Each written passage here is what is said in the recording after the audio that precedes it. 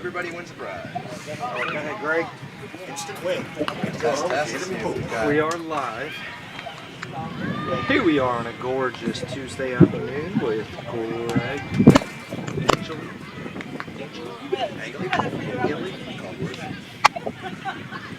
hopefully no one's watching right now.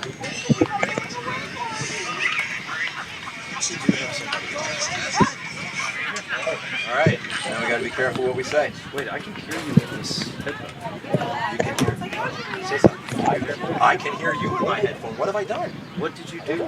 I don't know. I plugged other things in, but we can hear each other. Whoever is watching, this is very exciting. Oh, we got, to the one viewer, and it could be me on YouTube. Oh, you know what? It is. I just turned it off, so we have no viewers now? It still says 2. Oh, that's probably my dad. Hey, Walt, if that's you, text.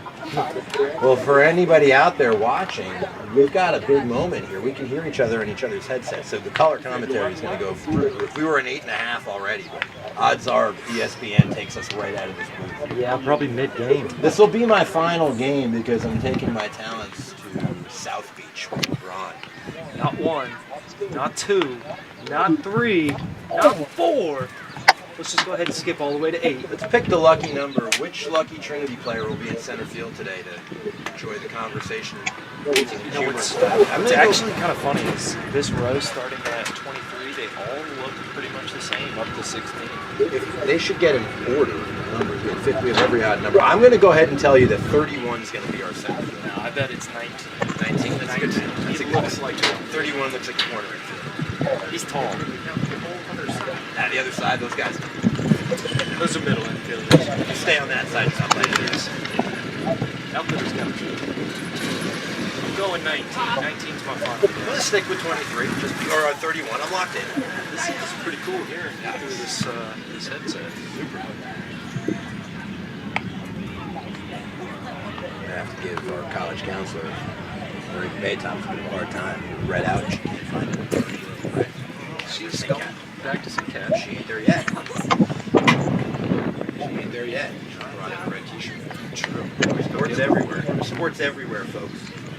Sports everywhere. We're going to ask. Fairfax? Yeah. Okay. Our girls basketball team came up 2 years ago for your holiday tournament. Oh, what's cool? We were at Cape Henry. Yes. You guys have a crazy cool gym. With the stage? Yeah. Yeah. I wouldn't think it's cool. So I appreciate We liked it. Our girls loved it. We wanted to grab that big trophy and run out, but we didn't win any games, so it was hard to do that. So. Everything. Are you guys back as close to normal as you can be right now, or? Yeah, we've been in full ever since August, 5 Great. days a week. Awesome. We did a normal fall season, winter season. Good. Well, I'll be emailing your coach. We'll hope to come back up there. That was Yeah, fun. absolutely. My name's Caitlin. I'm an assistant Hey, Kayla. and athletic trainer, so I'll probably be working with Awesome, you. Greg, and that's Darian. He's our head coach. How you doing? We're looking forward to coming back up. I'll do it again. It's also going to be before Christmas. Perfect. Was. Perfect. It was super fun. Good luck today. So all the Trinities are here. The Christians, the Episcopalians. Just want to know how I know you caught her off guard. She asked you what school we were. I turned around and looked at her like, you're on our campus. But we've got the Episcopalians and the Christians.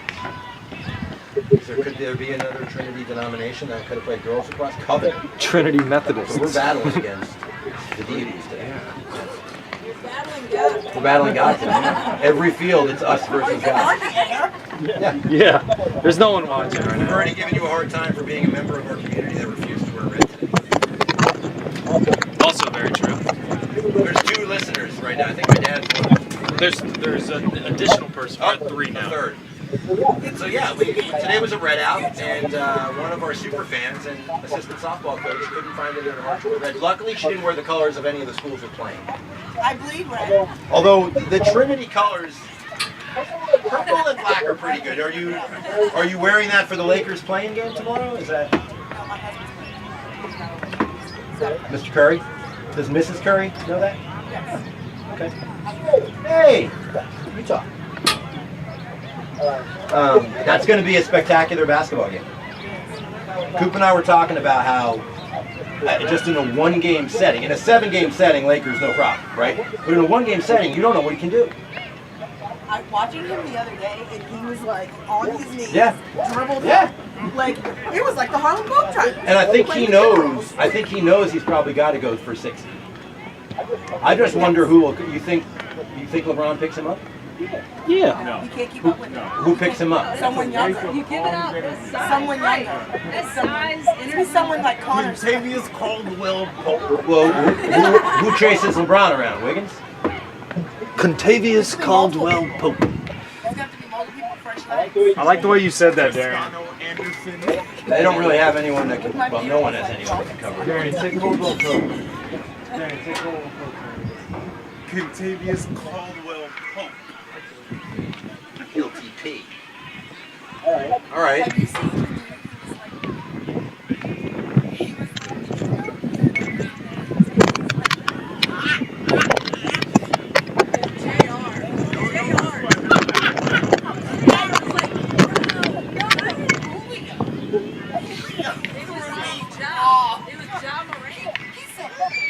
Victor Oladipo was the best. You have to admit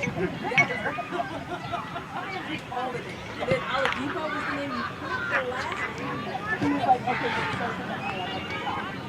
last. Free, you know, on Friday, my John Stark stories, you can come back out.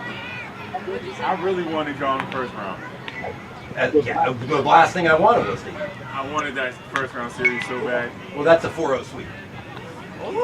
No, for the Heat. I know For the what Heat. you're saying. We're not. Yeah, I think they beat the Hawks. I don't think the Knicks could beat the Heat. But the Hawks, it was funny because they are until it matters. Not now. They are until it matters. That Jimmy Butler tired meme is like. Well, Jalen Rose was like, congratulations to the New York Knicks for earning the 4 seed. Congratulations to the Philadelphia 76ers for advancing to the Eastern Conference Finals. I really want the Wizards to win the night. That's where the most Are they the- Neil's banged up. Are they the 10? They are the 8th. They're the 8, so they win and they're in. Tonight's winner of that game, the 7-8 seed wins. And I want them to play the Nets in the first round. I want to see Russell versus KD.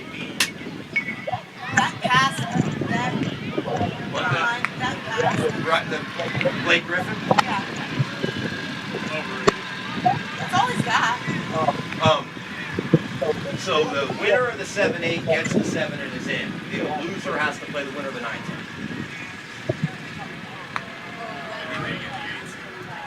So, I mean, if you're the Utah Jazz or the Phoenix Suns, you're like, are you kidding me, Los Angeles Lakers? Are you kidding me? Because if you're the Suns, that's the likely matchup. I mean, it's a terrible matchup. It's such. What else are you expecting to watch? What do you want? I wanted to see the Lakers get to 60. I mean, like, although I don't want to play Portland either. Yeah, I was gonna say, there's no easy. No. I think the Jazz run if the Warriors end up I think the Jazz are going to would run the Warriors out. Yeah, I think that's what you're hoping for is the Warriors. Yeah. Yep. Wherever you're at, if you're the Suns, you want the Warriors to win tonight. Yep. For tomorrow. Yep. If you're the Jazz, you want the Warriors to win But I tonight. mean, you also look at it too, and you're like, you know what? We're looking at the playoff, not the seedings, but the matchups.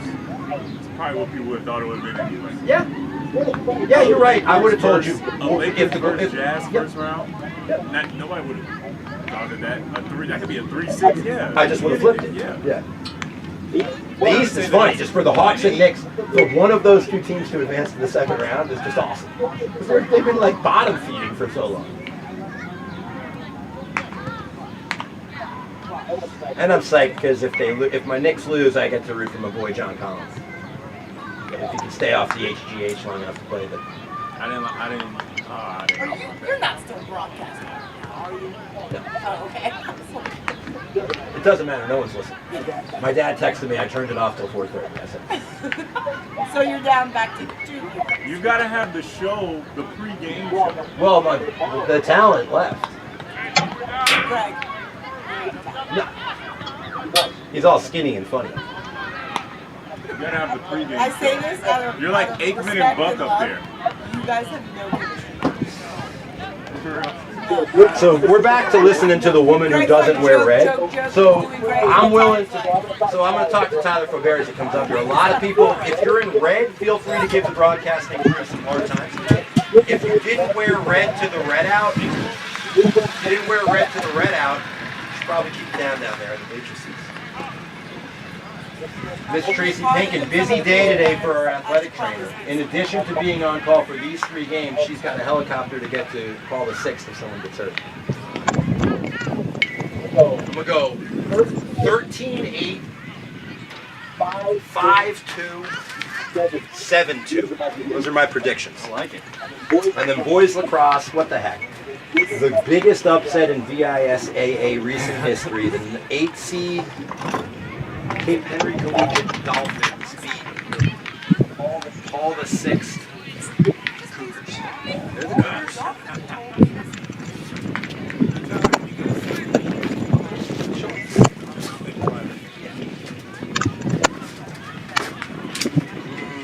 I don't think they're the Cougars. I think they're like the Bishops. Flaming things. Let's see.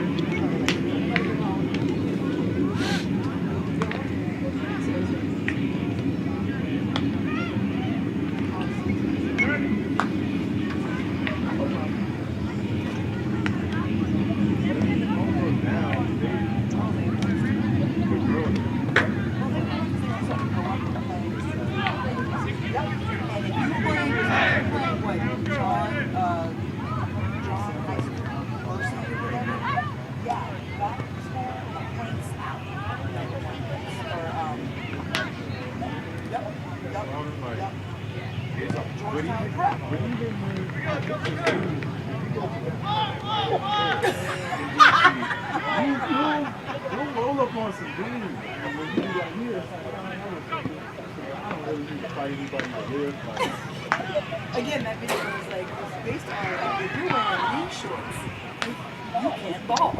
Bryce, Wick's catching.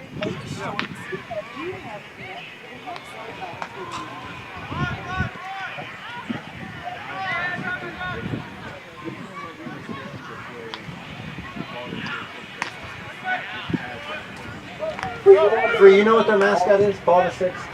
They are Panthers.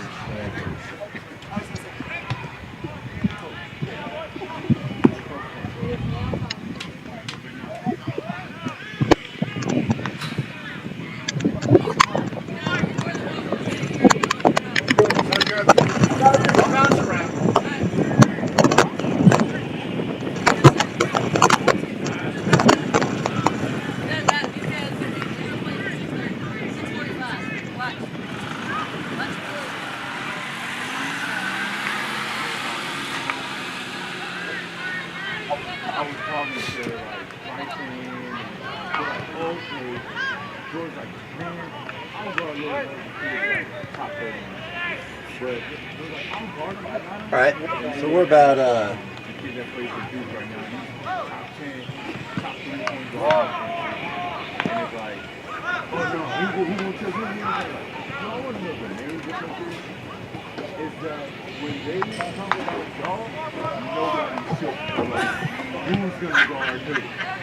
That's it. Like y'all want that off the field, there is like encouraged, but it's more so like, yeah, like they want to lineup switches today.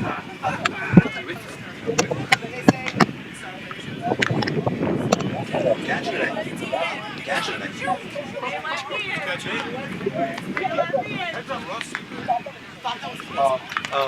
If I get you that F, what do I need? If I get like a good image of it, I love the thing you made me for Cape Henry. That long sleeve one would be fun. I just was chuckling because for years, $50 for the dry fit braise thing, and this was the same amount of money as the braise package, and like Cooper just kept pulling things out of the box. I was like, what's going on? Yeah, it's all dairy farmers. I knew there was gonna be dairy farmers. Not Without any prior notice. like a lot of them, like a lot. Like one time I went out and I was confused because everyone was like saying country. Yeah. I didn't even Yeah.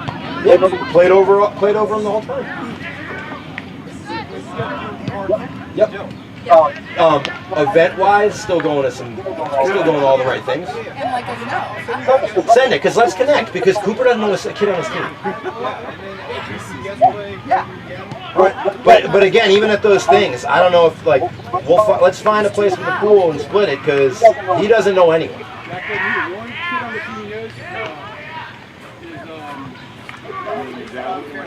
Okay. All right.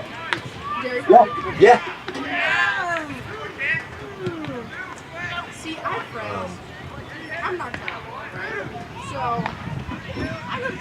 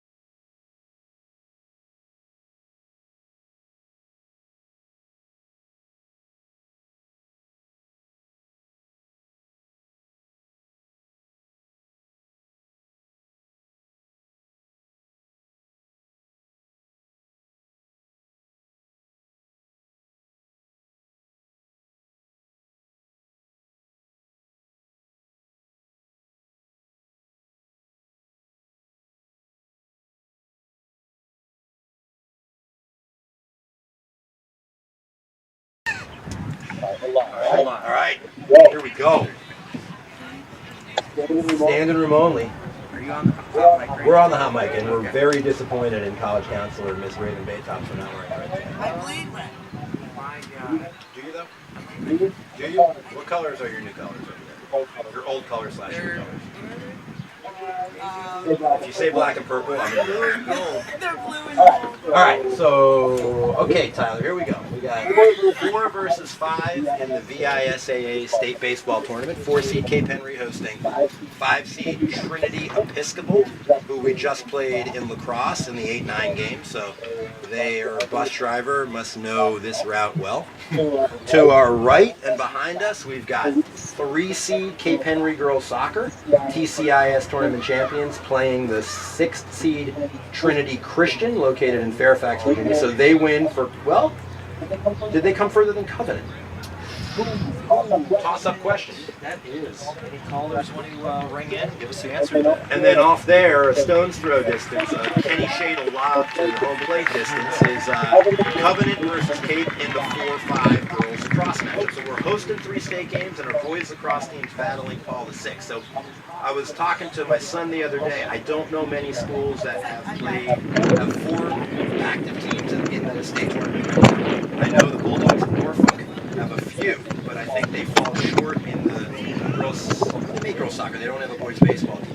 We had golf going on yesterday. We've got some runners and track, so it has been a spectacular spring for the Dolphins. And it culminates today in 3. In my 7 years, it's the first time I've seen this 3 simultaneous home games. Expected overall attendance between 113 and 114,000. 37,000 here. 37 here at the ballpark, and then we've got another bleacher standings. All right, so the Dolphins are going to come out here. They're going to have Justin Philbrick on the mound and sophomore Jack Wickham behind the plate. They're going to put Kenny Shadle at third.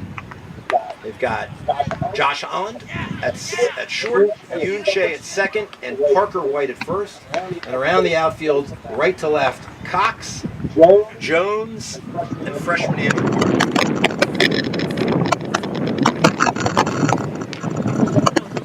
Oh, that's good.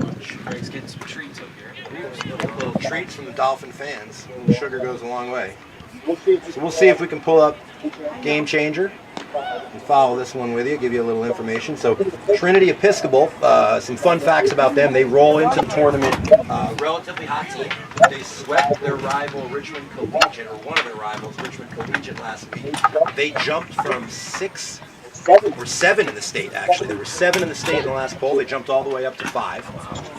And so the matchups today, we've got yesterday Potomac beat Flint Hill, so the Potomac school is out at, they're overplaying the number 1 undefeated seed, St. Christopher.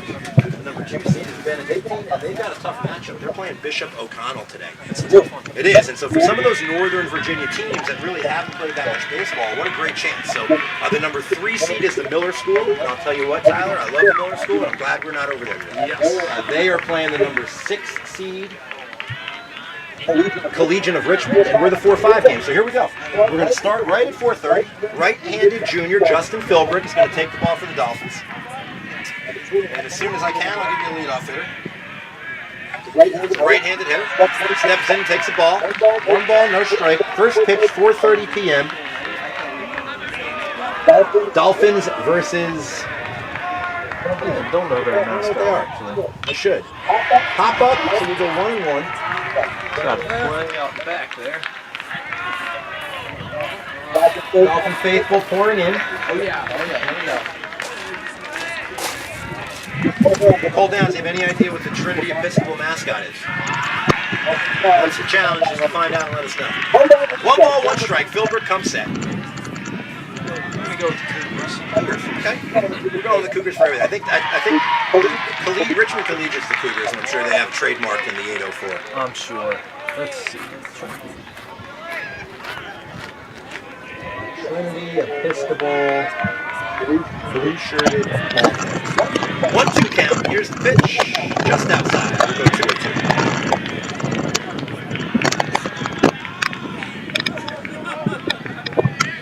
All right, Game Changer's up. So this is Stemhagen at the plate. Sorry about that. We're just getting it. Stemhagen hits a ball straight up in the air and foul. Wickham takes a peek at it, and that's back in the trees. I don't know what type of tree. We'll call them the evergreens. I don't know if those are evergreens. Okay. Some oak. Oak. I like oak. Pine and oak. Justin Philbrick. Philbrick's going to go full count on the first batter. Stemhagen, number 19.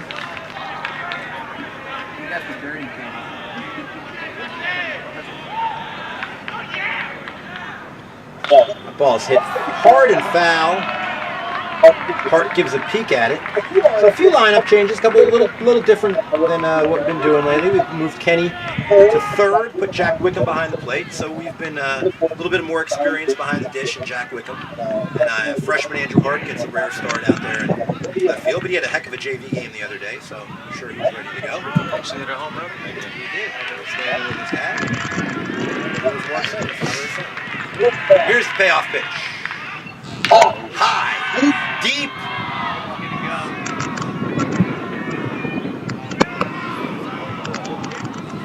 Loud foul. Loud foul. So he turned on that, Tyler. Yes, he did. From my angle, it looked like a fair ball, but those umpires have a much better view than me. Yeah, now I'm thinking that all those times I was swore that Harper Cox's ball was fair. Maybe it wasn't. Maybe the umpires actually had a better view. Maybe that's why they get paid $85 and we're on pro bono. That's right. All right, Philbrick again on the 3-2. Third time.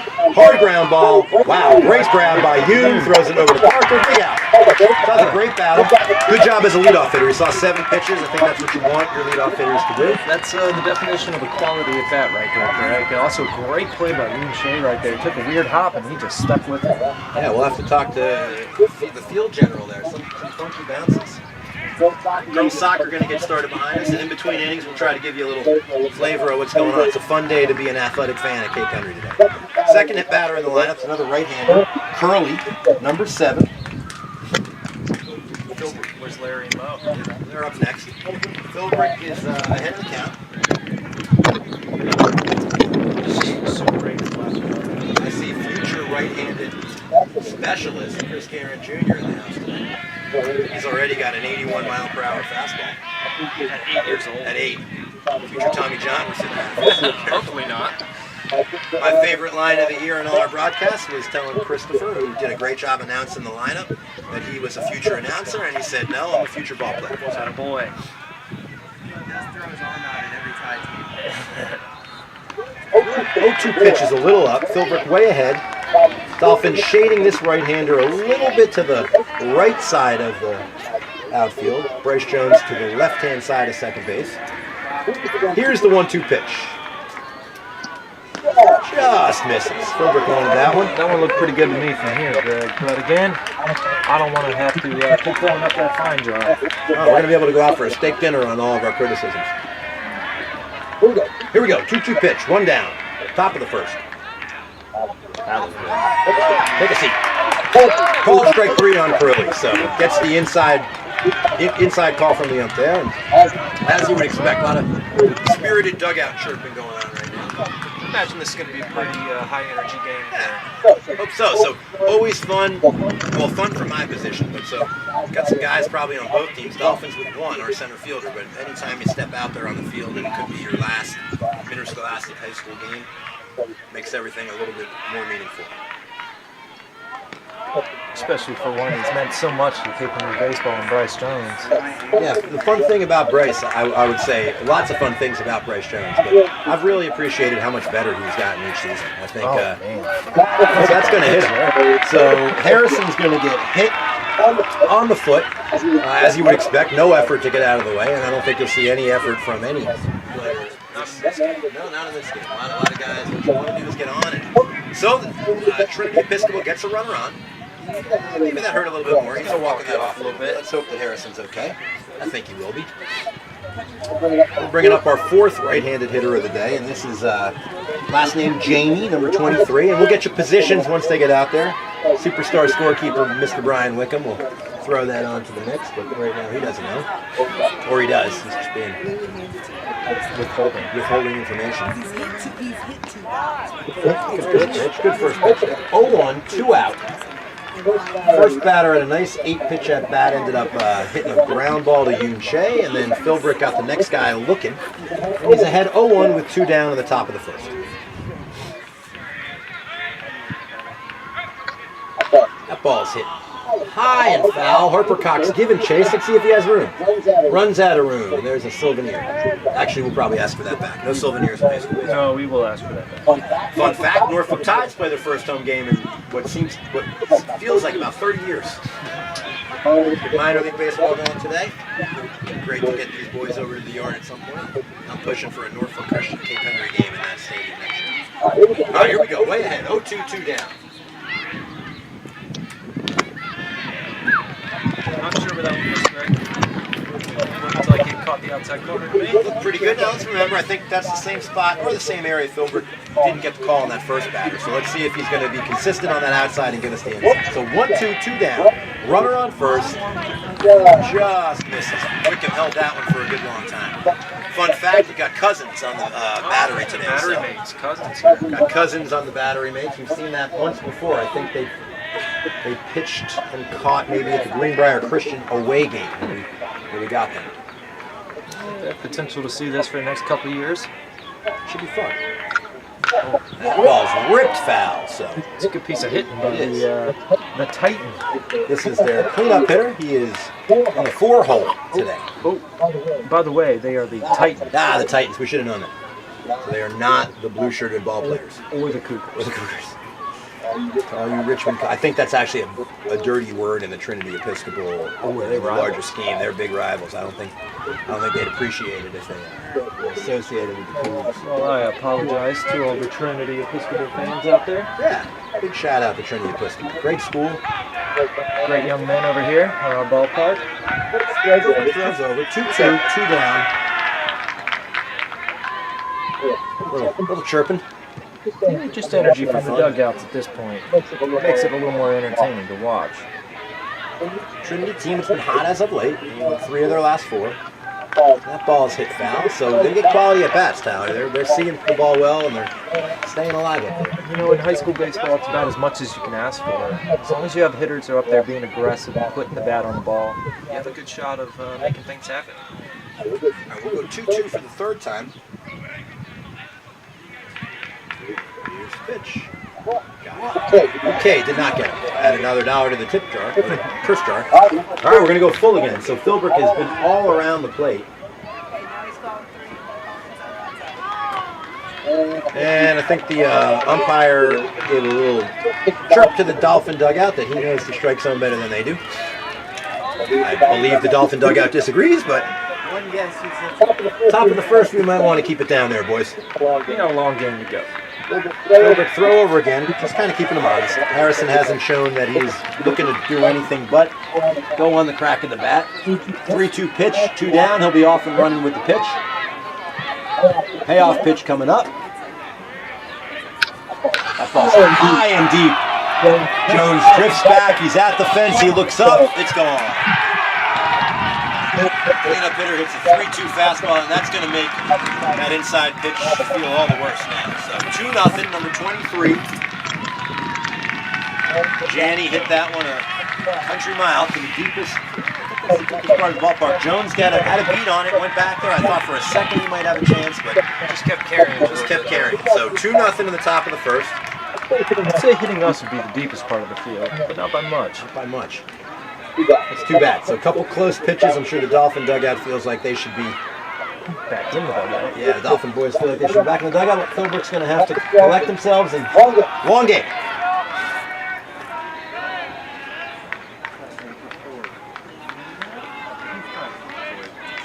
Two nothing. Top of the first, 2 down. Lucas at the plate. They call that a ball? Called that a ball. So struggling to figure out exactly what the zone is. Obviously, Philbrick has been all around it, and all we can hope for is that we have a equally. That ball's popped up, and it's going to get fouled. So the Dolphins got 2 quick outs, unfortunately hit a batter, and that's probably the one that'll bite him. He didn't earn his way on, and then a big fly. 1-1 pitch coming up from Philbrick. Just a bit up. The Dolphin dugout looking a little frustrated with some of these pitches here, Greg. Yeah, a lot of coaches' eyes on that umpire right now. 1-2's fouled straight back, so Philbrick is job was down the head. Behind us, it looks like the Dolphins just scored. Bella Cook got the first one of the games for the Dolphin soccer team, and they're up 1-0. Here we go. 2-2, 2 out, nobody on, 2-0, top of the first. Looks like I see 2 goals for the girls as well over there, Greg. So again, not sure where these are missing. That it looks like it's catching the outside, but I guess Tyler, to be consistent, he's consistently not giving us that pitch. Yeah, he's certainly not. We're going to need to adjust our mindset because the umpire is going to win a stubborn battle. We'll find out next inning whether 3-2 foul ball. if that's the actual strike zone or maybe a little repercussions for the coach and staff chirping a little bit. Dolphins felt like they got squeezed a little up in Richmond by some 804 umpires, so I think they were hoping for some 757 loves.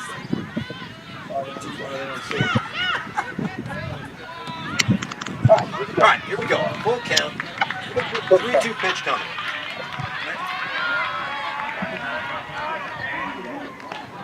He rings him up. Philbrick strikes out 2. Unfortunately, gives up the big fly. You can tell he's a little frustrated coming off the mound. Good stuff, but keep in mind, he threw 29 pitches that inning, Tyler, so that's a lot. It's going to add up. Yeah, that's not the ideal start for the Dolphins here. Cancel that, 31 pitches. So luckily we haven't played a game since Wednesday, so we've got a lot of arms ready to go. Is this the type of situation when you're win or go home, but you're also looking at future games? As a baseball coach, you win today and figure out how to win on Friday, so everybody available, or do you have someone pegged for Friday that you probably don't put on the mound today? You know, it's always a little tricky in those situations, kind of depending on, you know your team at this point in the season. You're pretty familiar with what your team is going to put up on the board and what they're going to do in the field. So generally you have an idea of what you're going up against too. You know, in a game like this, we're probably looking at maybe 2 or 3 different pitchers and setting ourselves up to get to the next game. But that is always the dilemma there, is you have to make it to the next game. So, by 4th inning here, we might see the plan just ripped up, and Sure. you might see some other pitchers out there. If I had to guess, the plan probably involved Philbrick for 5 or 6 today, and then sliding over to Parker White, who's kind of been our 1-2 combo. That said, wouldn't surprise me, as you said, if we need White today, I would expect we'd see him today. Yeah, most likely, you would probably set this game up so you have probably Parker White going tomorrow, and maybe, see what happens on Friday or whatever day the championship would have been. But you never know. You got to play to actually get in the game, especially when it's win or go home. One game series. I've been following some baseball in some other states. It's fun. The Texas State Tournament, when you get to this portion of it, you go best of 3. Oh, interesting. And that's kind of fun, because if you are that 1 seed, you can bounce back and win 2 in a row. All right, here we go. The Dolphins are going to lead off with Harper Cox today. First time Harp's led off for the Dolphins, and he takes a strike. On the mound is Curley. I'm trying to tell you, I think the third baseman is the guy who hit that ball back to Trinity. Cox in the 0-1 hole early. Number 7, Curley on the mound. Harper swings through that, and so too. The Dolphins are going to go. Dolphin lineup is going to go Cox, Holland, and Jones to start us off today. Right here is the situation. You'd love to see the guys shorten up a bit and just put the bat on the ball. Super speed, so lines that to right or to left field. Excuse me. Goes Oppo and hits that ball hard, but right at the left fielder's Denhagen, and 1 down.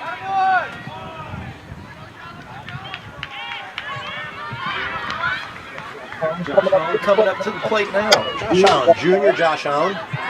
Real nice season. First team All-TCIS selection. I'm not sure if they picked by position or if they picked 5 infielders and 3 outfielders and 2 pitchers. No, in baseball, it's just pick your 9. Just pick your 9. So I'm sure the Dolphins are a little frustrated with that call. That's an inside call that I can see some frustration from our coaching staff. They felt like they didn't get that call, so we're going to have to focus on what we can control. Holland swings through that.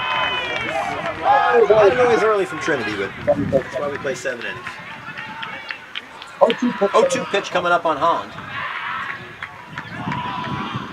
And he fouls that one off to stay alive. I'll let you tell me what type of stuff this kid has. Man, it looks like I've seen fastballs. I've seen fastballs at this point. You know, usually the first time through the order, you're not really going to show all your stuff. Maybe 1 or 2 pitches first couple innings. Here's the 0-2, and Holland fouls it off his fists and stays alive. Caught that one right off the handle. Playing with wood bats, might have seen a broken bat right there. It's an expensive specter with that. 0-2, Dolphins need to get a runner on. Bottom of the first, trailing 2-0 to the Titans and Trinity Episcopal. Holland, forward line drive right at the third baseman. So two pretty good swings, Tyler, nothing to show for. There was a little slider right there, it looked like, from this angle. Nice sharp break at the end. Josh got a good piece on it. Just 2 balls right at the Titan defenders today. All right, back to third is our senior captain, center fielder, Bryce Jones. Bryce also a first-team All-PCIS selection. He's at the ODU in the spring, or in the fall. This is the spring. Well, he will play baseball. He will play baseball this spring. Played some fall ball and working on adapting to college academics. And I imagine he's going to spend a little bit of time in the ODU area. Yeah, Bryce has been working pretty hard in the weight room the last couple of years. I'm sure he won't have any trouble at ODU in the weight room. Saw his brother Trent Jones, who's finished his freshman year at Hampton-Sydney, and he looks like he might have lived in the weight room. I think he did. He got pretty big. Jones takes 2 innings, so it'll be 2 balls and 1 strike. He fouled the first one off, taking the next 2 low. Trinity rally with 2 outs, so let's get Bryce Jones on and let Kenny Shade do his thing.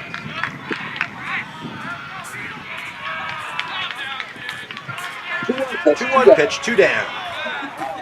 Jones takes a strike. The left fielder's got to come back. We're playing in high school. We'll go with 3 strikes, not 2. He was ready to break in on that. I'm having some trouble figuring out this strike zone out here, Greg. I don't think you're alone. I think if you're in red, you have that same pressure. 2-2 to Jones. Pitcher steps off.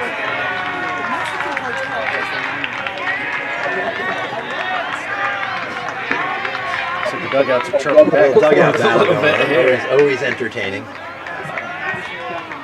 Bryce steps out. Trying to throw the pitcher off the rhythm here. I can see Cooper Angley leading to cheers as he steps out. He's quite fond of breaking the pitcher's concentration that way. Thinks it's quite funny. Ultimately, probably going to take one in the ribs for that sense of humor of his.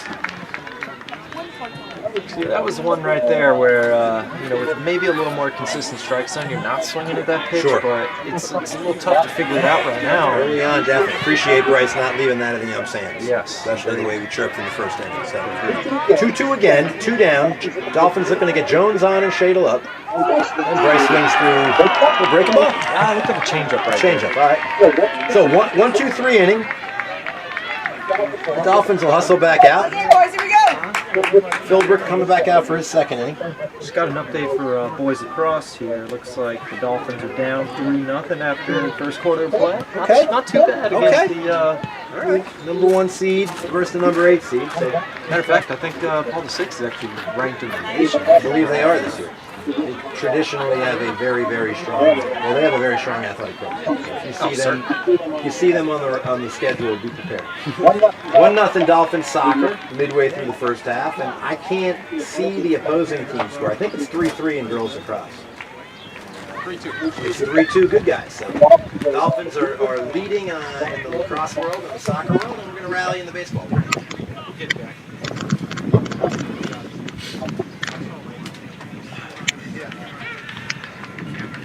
Dolphins come out, same defensive alignment. Philbrick will look to play a little bit of a quicker inning. Only faced 5, but he had to throw quite a few pitches.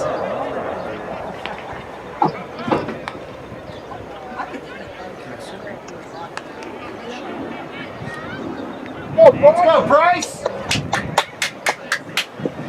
All right, so another right-handed hitter is going to come up. Trinity already so far.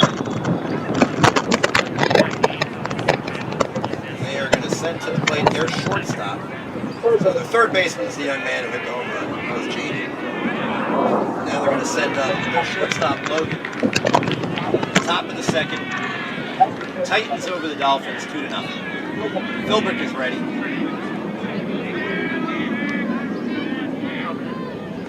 Ball's low. 1 ball, no strikes. I imagine you'll see the Dolphins get a lot of guys warmed up just in case. I don't want to tax Philbrick. We've asked Justin to throw quite a few pitches this inning. I'd say he's been our co-ace of the season. He's had a great year. He's behind in the count 2-0 right now. Catches the outside corner there. It's 2 balls and 1 strike. Shortstop from Trinity steps in. He's ready to go. And here's the pitch. So it's a 2-2 pitch. So regardless, I don't know where that guy's going. Even if that was called the ball, it would be a 3-1 count. So they got outfielders running in with 2 strikes, and they got guys trying to take first with 2 balls. They might play a little bit differently in Richmond. Richmond baseball is wild and wacky this year. 2-2 pitch. It's like he had a gun walking up the field. That ball is hit high and shallow. Jones has a beat on it. He's going to call hard off, step in, and make a catch. Important first out. So I'm only kidding around with those Trinity fans. That's a long bus ride. You can get your numbers confused. I know plenty of high school sophomores who have trouble getting 3 and 4. So. Dolphins up 2-0 over here. I didn't see a second goal, but I think one of those has the number 14. maybe. Ball's first pitch hit. Lazy fly ball out to center. Jones is going to make the second catch of the inning. Just what the doctor orders for Philbrick. Let's get him in the dugout quick.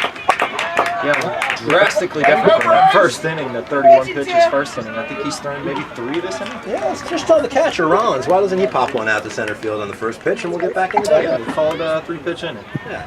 So a couple guys getting warmed up, getting their arms loose. I think I see right-hander, looks like Nate Jensen and maybe Garrison White. Nope, Nate Hayes and Nate Jensen. So the Nates are up. Is that Jensen? Yeah. Now that's Garrison. Is that Garrison White? White and Hayes getting loose. A righty and a lefty. Philbrick falls behind 1-0. The catcher, Harper. Great pitch. Justin feels like he's locked in a little bit more. Yeah, sometimes it takes an inning or two to really feel like you're in the swing. I see that with a lot of major league pitchers too. Sometimes after that first, they seem to settle in. Zach Greinke's always the name that comes up. If you don't hit him in the first, you really don't hit him. Yeah, you know, he's one who actually suffers from some anxiety issues. I know that for Heard that. He's been great about it because he's been public about it and kind of talked about it, which is great. 1-2 pitch on the way. it's really cool for a professional it's open is that some of our younger athletes cope with some of their issues as well. You know, anxiety is pretty rampant in the sports world. Got to be tough to struggle with that and have a ball that you're trying to throw 85 to 95 miles per hour in a certain spot. Yep. That's a great pitch. Okay. That misses somewhere. Yeah, we're going to get a lot of those O's. Again, Hopefully these umpires aren't watching our broadcasts. yeah, it's on delay, so they're going to love it. That's outside. So we're going to go full. See if Philbrick challenges here. Number 7 hitter in the lineup. 8 hitter in the lineup. What, 3-2 count here? Tough for normal day. We'd have a ton of fans in all these games, but most of our fans are on fields. That ball's hit hard, and that's going to get Andrew hard in the face. So let's see if Andrew's okay. That ball shot up and hit him square in the face. Andrew's a tough kid. I'm sure he's got a little blood, but he'll wipe that off and get right back at it. Heck of an effort. Might have some Botox lips tomorrow morning, but I know in practice, Cooper Angley took one off the face. He had a pretty funny look going to him, and swelling went down. But I think Andrew Hart's going to have a dueling contest with him for biggest lips. Unfortunately for the boys, there's no big date functions coming up here at the game. All right, so runner on. It's going to bring up their designated hitter, a 9th hitter, McRaney. Another righty. If I'm correct, they threw 9 righties at us. I believe so. A little unusual. They might not have a lefty in their dugout, right? It's not uncommon in the high school era. Swung for it. Philbrick eating it down to 1-1. We'll have to get a peek at Andrew if we can in between innings again. But he looks like he's okay. Frog him. Sounded like a second person came in there. Finished your sentence for you. 1-1 pitch. Outside corner. That's the pitch Justin is going to make his living at. Tough pitch to swing at. It seems to be a strike about 50% of the time today, though. Which is a little tough for a pitcher to deal with. It's a shame we don't have a fancy replay machine that we can wind back and see the difference. Better move from Philbrook. Dives back in. Rollins dives back in. Typically, you don't see catchers taking too big a lead, but Jack Wickham's got a couple steals. Cooper Angley's got a couple steals. I think those were more stolen on a pitcher than they were on the catcher. Well, not taking anything away from Cooper Wickham. They're both fairly good athletes. Right. A good jump carries you a long way, too. Let's see if they put this guy in motion here. 2-2. 2-run lead. Chance to be aggressive or not. Wickham does a good job of knocking that one down. Philbrook's going to go 3-2. So I spoke too soon. It started as a quick inning. Is now starting that up. This will be Justin's 50th pitch of the afternoon. Which does not bode well for a long outing for Justin. Better move. Just gets back.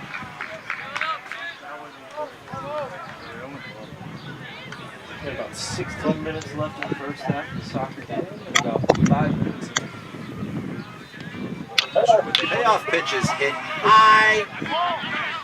Bryce Jones is going to do it himself this inning. So the top of the second belongs to Justin Philbrook and Bryce Jones.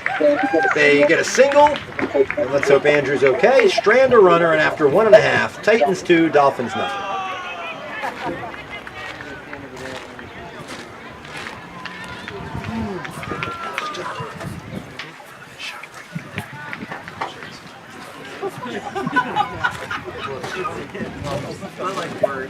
So much.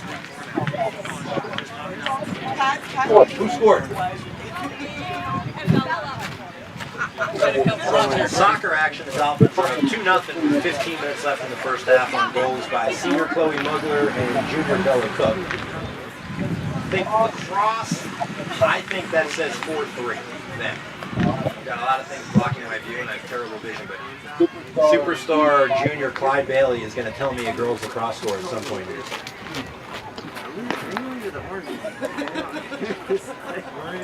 Yeah, so explain a little bit differently. We're paying attention to details. So it's 4-3 Covenant over in lacrosse. Oh, really? Dolphins are going to have Kenny Shadle, third baseman, Parker White, first baseman, and Cooper Angley, designated hitter, coming up. 4, 5, and 6 in the lineup.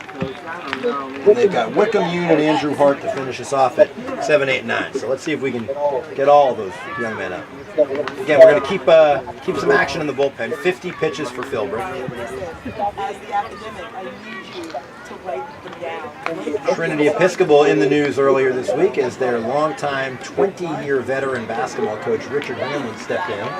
That's a big deal up there. Well, actually, all over the DISAA state. Richard compiled quite an impressive, Coach Hamlin, quite an impressive record. And I know one of his good friends is this assistant baseball coach. And for Trinity, we were chatting before the game a little bit about it. Richard's going to be able to spend a lot more time with his 3 wonderful daughters. He's going to keep coaching the girls' soccer team, which he's doing right now. State tournament. He's stepping on it. He's got quite a few Trinity titles and 6 state championships. So congratulations on a great career, Richard. All right, Kenny Shadle's second team All-TCIS selection coming up to the plate. Kenny is sporting fantastic. I saw that today. If you didn't know Kenny, you'd be scared of him. If you know him, you would be. He's a lovely young man, and Kenny actually performed in our orchestra concert today. So our leading home run hitter also plays the cello. He's a regular Renaissance man. He is. Actually, matter of fact, I walked through one of their performances one day, and almost the whole entire baseball team was in that orchestra. It's outside. So 3-0 to Kenny. Kenny has not seen a lot of easy-to-hit pitches this year. Everybody knows about him. Everybody's been kind of pitching around. He's done a nice job. Leads the Dolphins with 6 home runs. Unfortunately, it seems like Kenny's always come up right after a tough inning and hits a solo shot. Hasn't had many opportunities with runners on, but let's get him on right here and let White and Angley do their thing. All right, Kenny takes the pitcher on the first strike. Just laughing to ourselves up here a little bit. It's like that's a mystery location. I think we have 2 different zones today. Shadle takes high and in, and we're going to get a leadoff hitter on. So, Shadle is going to trot down the first with a walk, and Parker White, freshman first baseman and pitcher, and the only freshman on the all-TCIS team. He's had a heck of a first year in a Dolphin uniform. He might have been in a Dolphin uniform last year for varsity, but we had an abbreviated 2-game season, so he never had a moment there. But he is probably the second. I think Josh Holland led us in hitting. Parker a close second. He's got a couple big wins on the mound. Had a couple hits in the disappointing semifinal TCIS, lost to Stewart. He's played a good first base all year. Yeah, he has. So here we go. Dolphins have the leadoff runner on in Shadle. He's got pretty good speed, and Parker White comes to the plate. White takes down. White takes a strike. Like I said, not sure. You can hear one side cheering every time and one side groaning every time. I can see a couple coaches not saying anything, just the look of frustration from. It is frustrating when you're just Parker hits that one high and foul, and let's see if that just going to be. That's over in the Johnson house. That's what we nicknamed that house earlier. The Johnsons have a garden of baseballs. They've got boarded up windows. You know it's baseball season at the Cape. The Johnsons. The Johnsons White in the hole. Needs to do a job of basic runner here. Takes outside for ball one. Thought maybe Kenny would be moving there. 0-2, the normal pitch to go to? Well, usually you're looking for an off-speed pitch to move on, so usually you're 0-1, 0-2, 1-2. Okay, staying away from those fastballs. Cats will go 1-2, nobody out, bottom of 2. White swings through that one for a strikeout. He's going to bring up Cooper Angley, 14, designated hitter, first baseman. He's played a little catcher, maybe even threw him out in the outfield.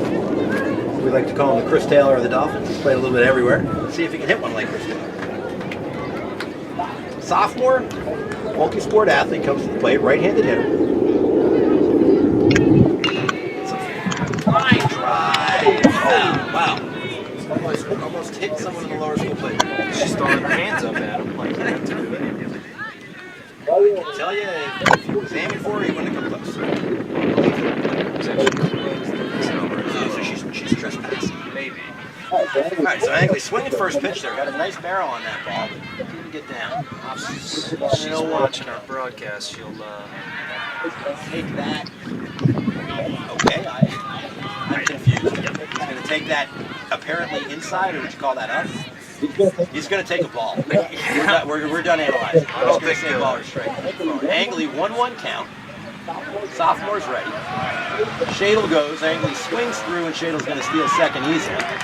took a hit right there, it's still effective even if you swing through the pitch. It slows down the catchers. So that's one where even if you don't like it, you're swinging to protect your runner. Yes. Okay. All right, so Angley now in a 1-2 hole. Let's see if he can knock Kenny in. Shadle steals second.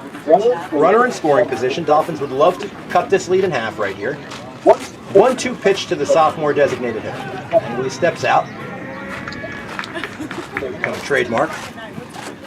Harper loves stepping out. I think he likes throwing the pitcher off his rhythm, which actually is not a bad baseball move. Quick pitches him, and Angley fights that one off. So I think that's his way of saying, go ahead and step out again, and I'm going to throw this before you get in the batter's box. Absolutely. It's a battle between the pitcher and the hitter all the time. If the pitcher's in his rhythm, like this pitcher is right now, then Cooper's doing the right thing, trying to slow him down a little bit. As quick as I've seen the kid come to the mound, especially with a runner on. I'm not sure I saw a full stop there, but he's been working pretty quick this whole game. 1-2, 1 out, Shadle on second, Angley at the plate. Pitcher's ready. He swings through a curveball. Second strikeout of the inning. Same pitch he got Parker White on. That was a very nice curveball right there. Not sure if Cooper was sitting on fastball or what he was looking for. Two good curveballs. And one wipeout pitch to Parker White and that Angley. So they're going to ask Jack Wickham to pick him up. Single should score Kenny. Outfield's playing relatively shallow for a hitter with a little pop in his bat. Wick has a home run on the year, hit one out of NA. Also got a couple stolen bases on the year, so it's got a little wheels. He went from being the laser to the wheels. Another sophomore guy who can play pretty much anywhere on the diamond. He's catching today. He's been a third baseman quite a bit this season. Played a lot of middle infield for the Dolphins in the past. They really can play. We were talking about this earlier. We got to get him to pitch an inning and hop in the outfield. I think Jack can play all 9 spots before he graduates. He's well on his way. So he threw a 1-0 fastball. Yeah? It was 8th grade year. He played some second base. He did. I think he actually got into that state tournament semifinal game. He has played in Shepherd Stadium. 1-1 on Wickham. 2 down. Shadle at second. Dolphins trail by 2. Just a bit outside. And inside. Wickham ducks, so we'll give him a hard time. That's good, actually. We'll keep the bat in his hands right here. He gets a runner over to third. Yeah, with 2 outs there, you know, and one of your better hitters up at the plate, you don't really want him taking one in the head. All right, let's see if we can't knock one in here. Wick's ahead of the count, 2-1. Shadle walked. White and Angley struck out. That's another Right down the middle. fastball there. That one looked like it was right down the middle. It was kind of maybe froze Wickham there. Wasn't expecting it to be. Now we got to be prepared for that wipeout curve we've seen the last 2 guys go. 2-2, 2 out. Shadle at third. Wickham at the plate. If he fouls that one back, he stays alive.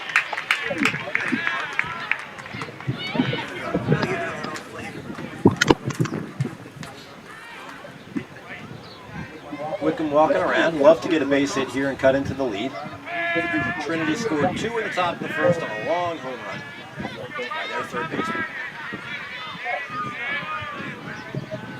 Here's the pitch.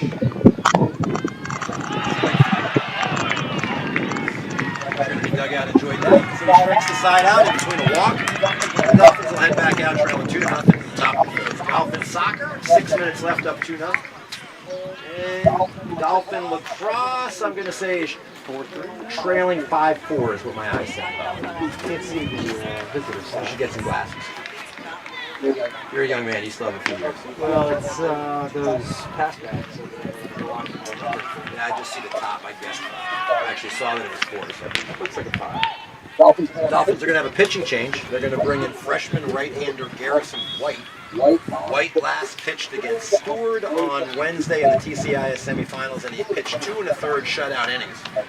Sharpest outing he's had of the year, and so the Dolphins will look to see if he can't get him a couple big outs and get through a few innings here.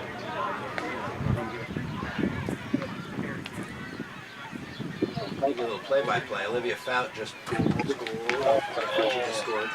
The Dolphins soccer team defeated. Who they defeated? Oh, who they defeated? I think they defeated Hampton Roads Academy handily in the first round, and then they beat the Norfolk Bulldogs 4-1 in the semifinals before not going 4-3 in a really entertaining TCIS championship soccer game. A lot of back and forth action, a lot of fun, and the Dolphins won their first TCIS championship since 2014.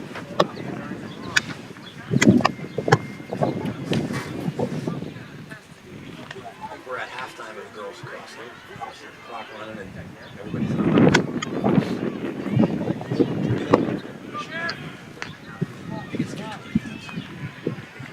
All right, so Andrew Hort's okay. He's back out in there in the field. We're going to see the top of the order for Trinity Episcopal. Just got our second boys lacrosse update. Dolphins are now trailing ball to 6-7. Let's get on the board. It's tough. We knew that was going to be tough. Awfully tough. I've been on that bus before to play a game on Saturday and then have to get remotivated and take a 4-hour bus ride up there. It's a tough place to play. It's a talented squad. So heck of a year for those 10 seniors, and I hope they have some moments now to be excited about. Garrison's going to come out. He's going to a curveball that didn't drop in there. So he's 1-0, freshman right-hander.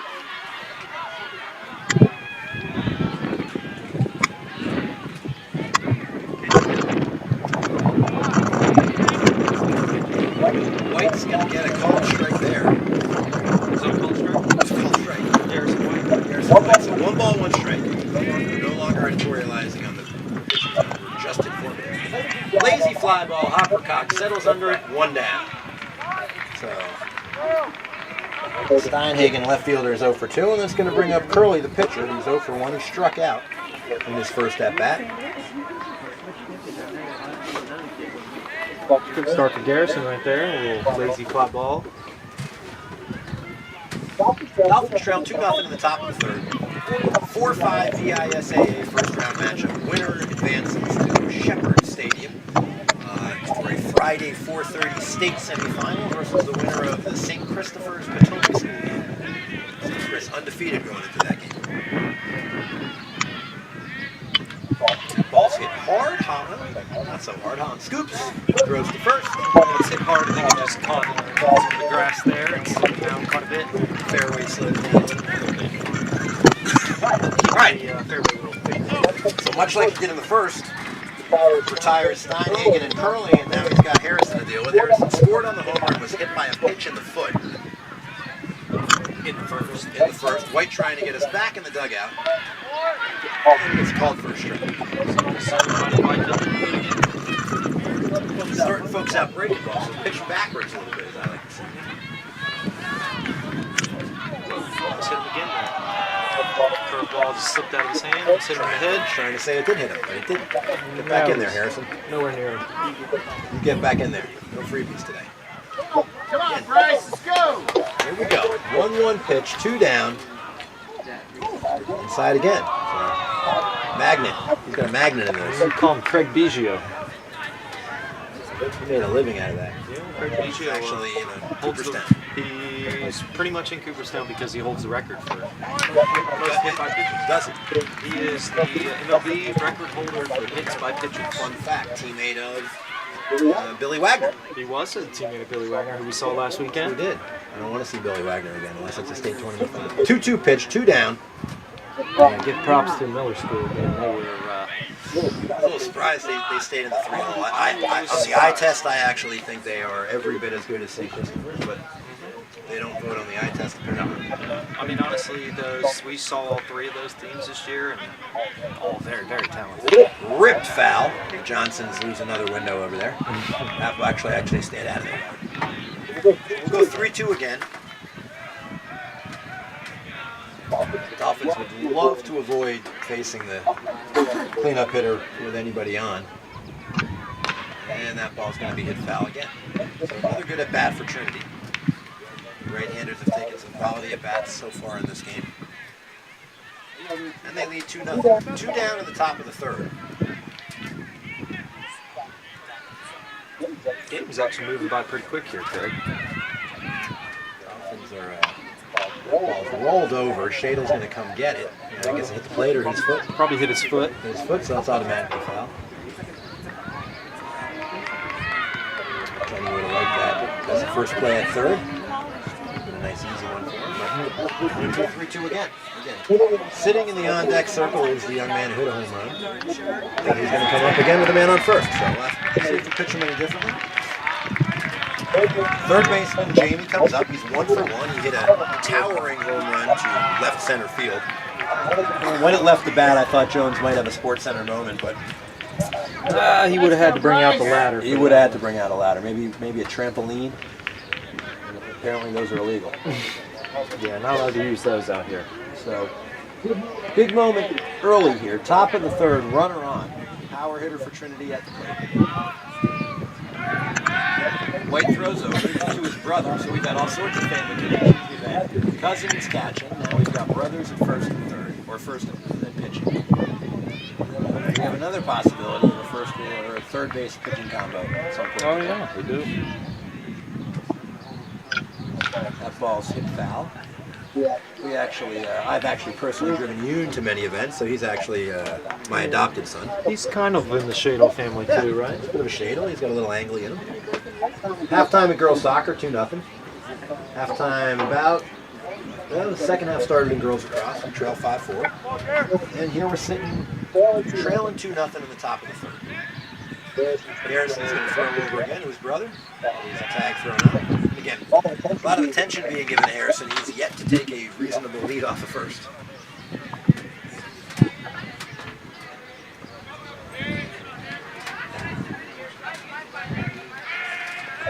There we go.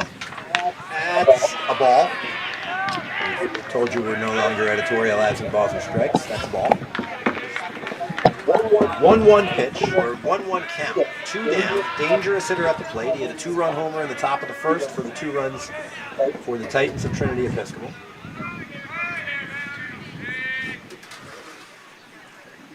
Looks like he wanted to go on that one. Just held up. So he's ahead in the count, 2 balls and 1 strike.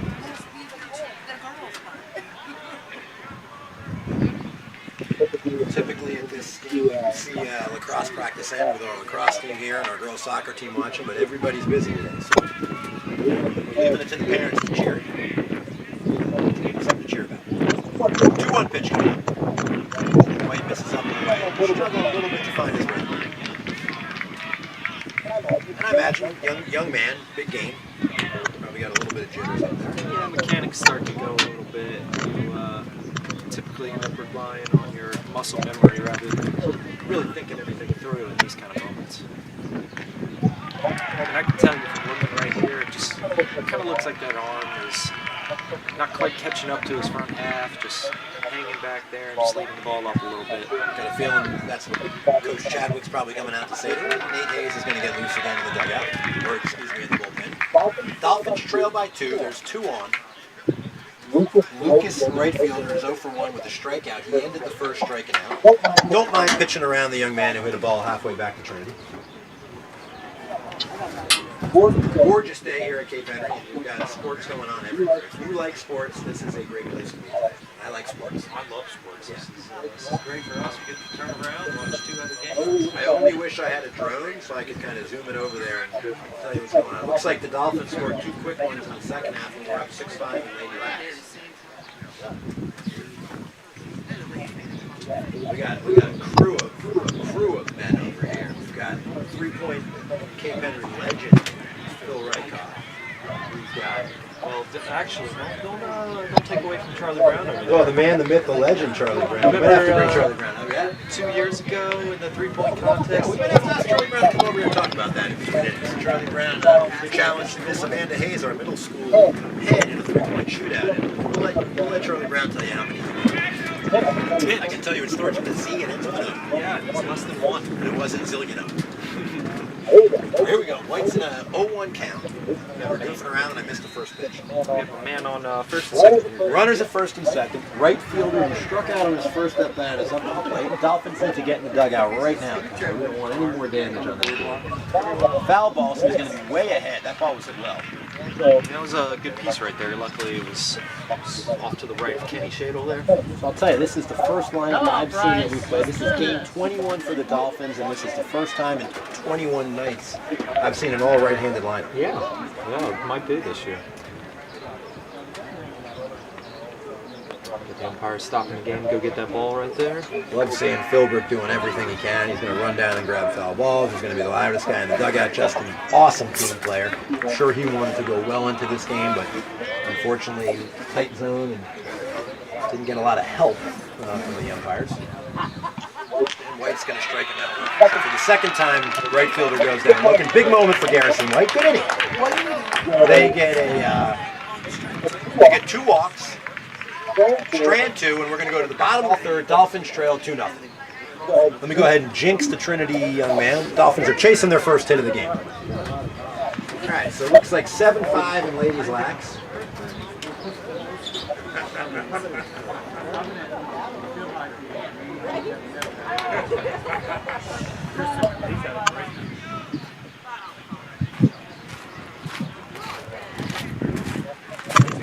A lot of red out here today. A lot of red out here today for the Dolphins.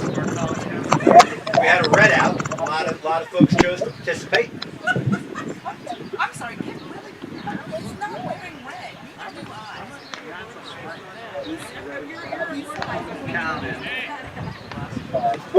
Most of the college counseling office supporting us today. And I'm giving Miss Baytops a hard time. Mostly I'm giving Miss Baytops a hard time because we're down to a few weeks of her being our colleague before she goes up to Richmond. I'm supporting. What's really going to be difficult is I wonder when Cape plays St. Cat's or St. Chris in sports, what's going to happen with Miss Baytops.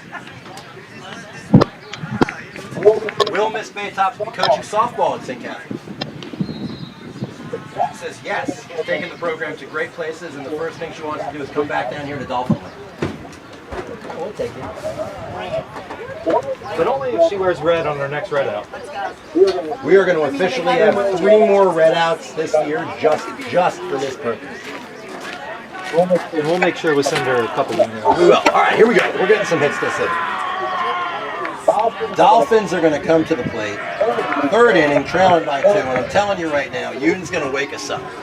Shea at the plate will go 8-9-1, and Yoon's going to take a called strike on the outside portion of the plate. Yoon batting 8th today for the Dolphins. Handles the bat well. Proud of you there, Greg. You're Thank learning. you. You're learning. It only took me 2 months in my lacrosse mind to not say the 8th place hitter.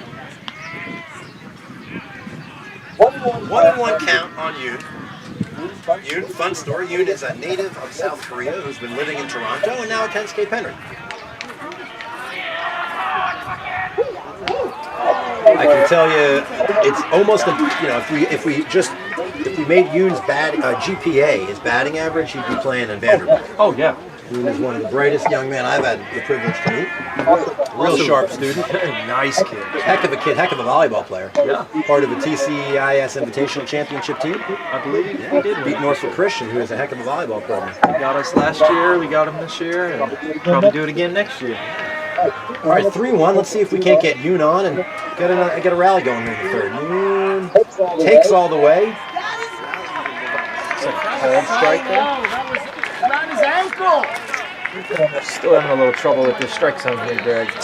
And I believe that the most traveled man in the world agrees that is a ball in most countries, but here at Cape Henry, that's a strike tip. All right, Yoon's going to have to battle now. 3-2. Looked a little bit low, but again, we're 400 feet away. Dolphins need base runners, trail by 2 in the bottom of the 3rd. And Yoon's going to stay alive and foul one back. So if nothing else, let's get some pitch counts up. I will say, Greg, this outfield's playing awfully shallow. They are. They're the exact opposite. The stored outfield pretty much put their derrieres on the wall in both games and said you're not going to get doubles against us. And they actually, a couple balls that typically would have gotten over this outfield, they made catches on it. So they obviously didn't watch that. And he swings through that curveball. So frustrated. I think he thought he earned it. He did. Yoon's not a type of kid that would throw a bat on a 3-1 pitch unless he thought that was definitely a ball. And unfortunately, that was not the case. So a couple tough calls, and Dolphins are going to have to deal with it. Freshman Andrew Hart comes up. Hart hits a hard ball. Wow. The right fielder broke in on a ball that he probably should not have broken on, but he made the catch anyway. Yeah, to be very honest with you, Greg, I didn't even have time to get the camera over. No, I'll tell you, his reaction to the ball being hit is why I played lacrosse, because I would run at the crack of the bat. That's a no-no. Should pause. All right, so unlucky. Andrew Hart puts a heck of a swing. Opposite, lefty? Andrew Hart's lefty, so pulled the ball down the right field line and unlucky. Dolphins, good barrel on that ball. A couple barrel balls. He hit a hard ball foul, just foul, and now Andrew Hart there. And now Harper Cox comes up for the second time. Harper struck out in the 1st. He's leading the Dolphins off today, batting in the 1 hole. Takes away 2-0. Cox is one of those guys, put him on 1st and you may as well advance him to 3rd. So we got video game speed, kid can fly. Pushing him to rejoin the Dolphins soccer program next year. 2-0 on Cox. Called strike, so 2-1. Again, I had said Trinity came into this game tons of confidence, having swept their rival who was ahead of them in the prep league standings, knocked them all the way to the Miller School. Sorry, Greg, I was watching Tim flip his head in disgust over there. I think he's having some frustrations with this home plate umpire here. Yeah, I sensed that right from the top of the 1st. Didn't take Phil many batters from Carter staff. I feel like he was not getting the benefit of the doubt. Cox is ahead 3-1. Take a pitch here. We need base runners. We need base runners, which will tell you we need to swing the bat. What you like in your career? Do you like having to take a pitch 3-1? You should see something that hits. I imagine it's one of those difficult moments. He doesn't see something hit. So don't know if he was taken, but Cox is going to head down to 1st. Also got Ian Morrison coaching third base today rather than Chris Douglas. But it also looks like Chris Dodolo is dishing outside from the dugout. Tough to keep Chris Dodolo and Greg Angley have a lot in common. It's tough to keep us quiet. All right, here we go. Holland's going to come up. Cox on first. Holland swings through. Holland is 0 for 1 on the day. He roped a curveball right at the third baseman in his first at bat. But he hit the ball in the barrel, and then he just swung through that same curveball. So 2-0 in the bottom of the third. Cox at first. We'll have to see if we send him. We don't. Cox jumps that ball, but a routine grounder to second, and he blew it. He followed it. So it's funny. Sometimes those balls that look like they're going to be the easiest plays in the game, that ball was fielded well. He kind of short-armed that. Let's say Chuck Knobloch that one over the first. That's great. Pulling the Chuck Knobloch. Poor Chuck Knobloch. Sorry, talking about Yankees. Yeah, sorry, Chuck. Heck of a guy. We know you should have stayed with the Twins. Moving to the Yankees is what did it for you. All right, let's capitalize on this moment. Senior captain Bryce Jones now. Dolphins basically with a free batter here. That should have been the end of the inning. It was a very routine ball. Both second and first baseman a little too nonchalant. And let's see if the Dolphins can make them pay.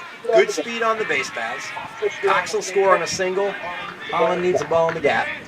And Jones is going to take a strike on the outermost portion of the plate. That ball must have just clipped that black on the plate there. We don't have the K zone to show the replay until ESPN sponsors us, but I'd like to see the K zone. I will say, and this would probably get me fined if anything would, but this isn't really helping umpires get rid of the... That ball squirts through. That's going to be called... Okay, so all season long, Brian Wickham has been the hit master. So senior Bryce Jones, that's a single and an RBI in my book. That's it. Now, question, baseball guru, can it be an error if he didn't touch the ball? That's an error, 100%. I think that's an error too. Ball right through the only real way around that is a really hard hit. Well, you've got two lacrosse guys in the box right now. They both say they can do it. I don't think I could have thrown anyone out. 2-1, and now the Dolphins have a chance to do some damage. So back-to-back errors score a run and keep the inning going. And the BKS comes to the plate. Big Kenny Shane. This is a great person to have the plate right here. It's Paul Morgan has his glove up right here. Play for a month. Big Kenny Shane will hit us. On Paul Morgan. For the whole upper score. 0-1 pitch. Pitcher's got to be a little frustrated with his infield. Shadle hits a hard ball down the right field line. Foul. You can see the same woman who Angley almost hit, she got on her horse and ran away. She feels we're targeting her. It was either that or she was running to protect her child on the Playground, which I So let's call her probably the parent and say she was in protection. That was Right, probably Shadle's got some work to do now, Tyler. 0-2, 2 down, 2 on. Base hit's going to score Holland and tie this one up. Dolphins cut the lead in half on a couple errors. Love to get a ball in the gap right here. Jones with great speed. Holland with great speed as well. We have potential. A ball in the gap here is probably going to score 2. And am I crazy to tell you that even for Kenny, I think they're playing on a shot? I'm seeing the right fielder take a couple steps back.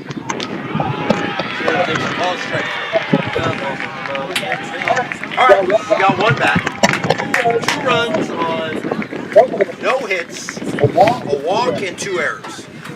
Let's see what the official score is. Oh, you called those both errors.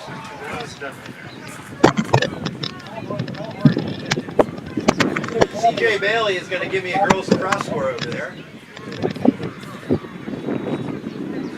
8-8. We got with about 15 minutes left in the girls lacrosse game. 8-8 battle. And as I was telling Tyler, it gets fun this time of the year because we got seniors out there in their interscholastic high school careers. It's either win or go home. So some young ladies out here, Izzy Schleifer, Chloe Mugler, Julia Nasso, Olivia Zetterval. What other seniors we got out there? I think that might be our senior soccer crew. They are win or go home. And on the lacrosse field, we got Charlotte Walsh and Cameron Dodzik. Win or go home. And the boys' lax team's having a tough time up in Paul VI. But guess what? Everybody has a tough time at Paul VI.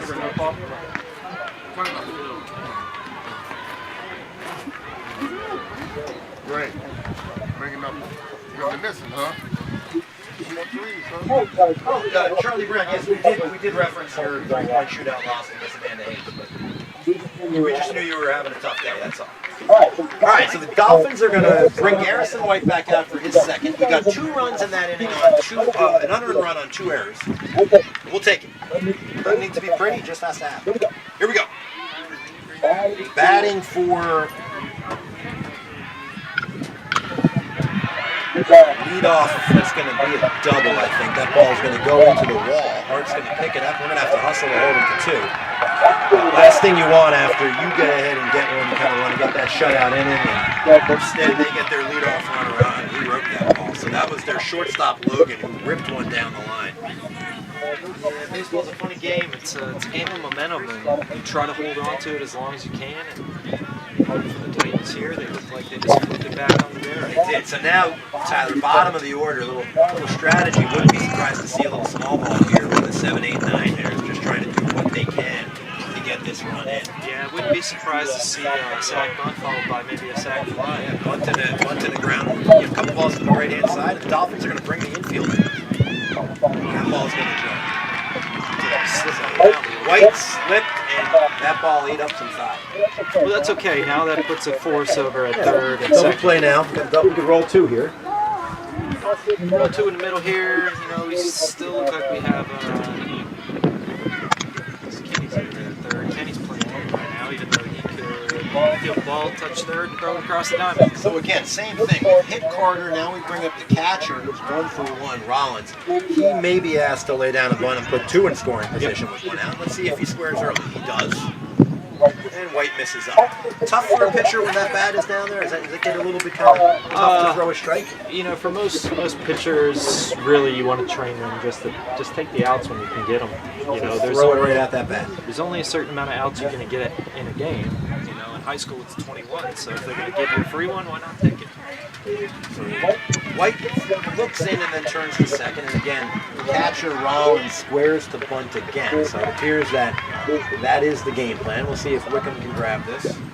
Pulls it back. It's 2-0. So if you want to give us the out, we should probably take it. Yeah, you know, I would just take this out right here, let them bunt the ball. You might even have an opportunity to pick it up and just throw it straight to third and get that force out. Runner. Can't speak to the speed, although shortstops tend to have a little bit of jump in there. Here we go. Ball's bunted down the first baseline. Garrison is going to... Interesting choice to tag here. Felt like a kickball move. Just chased him down there instead of throwing it to his brother. Maybe there's a little beef in the family. Kidding, boys. All right, 1 down. So catcher does his job. We've got 2 in scoring position now for the designated hitter and ninth hitter of the lineup. Rainey, the DH. He walked in his first at-bat. Actually, he had a sacrifice in his first at-bat. Well, he's got another sacrifice opportunity right now. First and second. Dolphins, second and third. The balk on the freshman is going to bring the run in and advance the runner over to third. So I didn't see that. I guess he didn't come set. That is the first balk call I've seen all year. So that's a balk.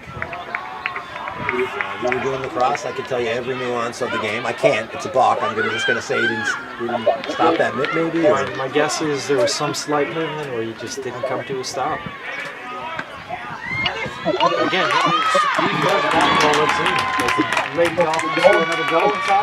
looks like, based on the hugs, it looks like junior Virginia Marquette knocked that one home. Dolphin soccer up 3-0 in control. Baseball's trailing 3-1 with a runner at third and 1 out in the top of the 4th. Garrison White on the mound. Called strike, so he's ahead in the count 0-2. Strikeout here would be great. Dolphins are going to need some life in that dugout. They're a little flat.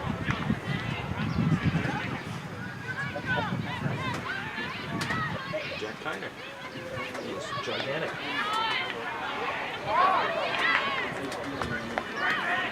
Always fun to see our alum come back again. They're the ones who said, I'll never come back here.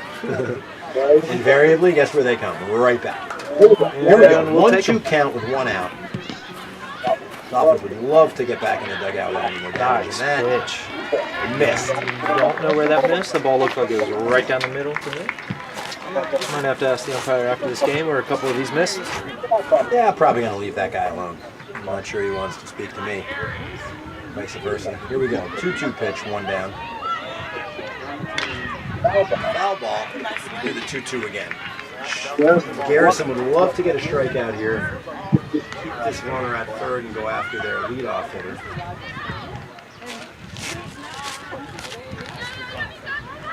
He's trapped, Conor. All right, here we go. 2-2 pitch on the way. Low. Wickham does a nice job of keeping that one in front of him, and we're going to go full.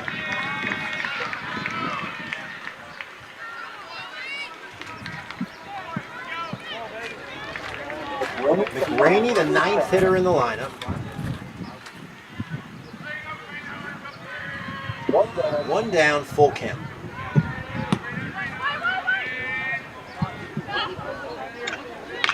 Foul ball. Another hard hit foul ball there. Not fooling a lot of people today. Trinity brought their bats, that's for sure. Looks like the Lady Laxers put up a couple more. Looks like an 8 on this whole board. We'll have to get the score as outlined down. Looks like we're down to our final 10 minutes in that.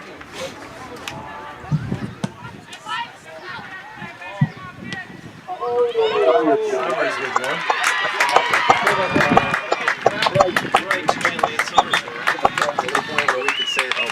That's In the Johnson yard. that almost hit the Johnson dog. I'm sorry, pup. Woof. Animal cruelty charge on the Trinity Episcopal team. You're going to have to disqualify them from this match. That dog just moved. And the Johnsons are out of the house wondering what is going on in my porch. 3-2, 1 out, and he walked. Dolphins have Nate Hayes ready. So insane. Looks like the Johnsons are now watching a little bit of baseball. It's not a safe place to be, Mr. Johnson. Stand behind something.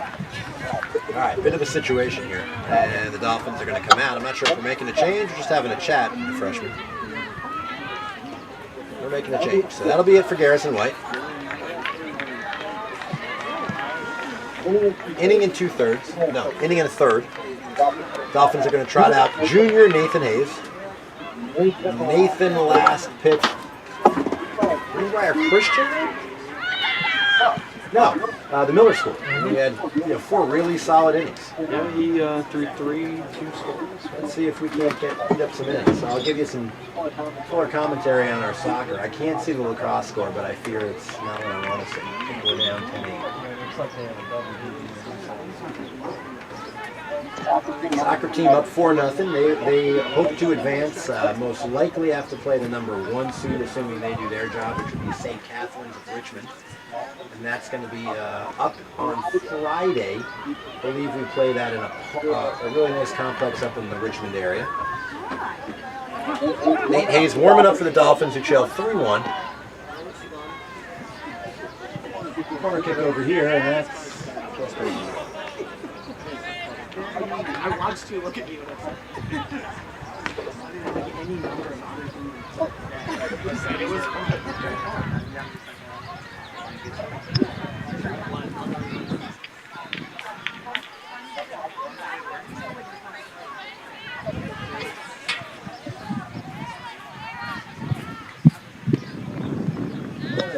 See the top of the line, too. So, tough spot for Nate Hayes. There's 2 runs, trail by 2, and face the top of the line. Another goal. Olivia foul. The Dolphins lead 5-0, and so at 5, I feel like we're at a jinx range for me saying semifinals at 4:30 on Friday. She's moving so fast just now. 10-1.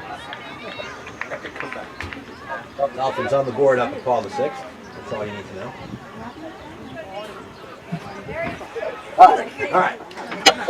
Hayes is ready to go. 1 out, 2 on, strike 1 on the outside corner for Nathan Hayes, and the Dolphins need Nathan to come up big for him right now. He's come up big a couple times this season. Crafty left-hander, multi-sport athlete, heck of a shooter in our basketball program.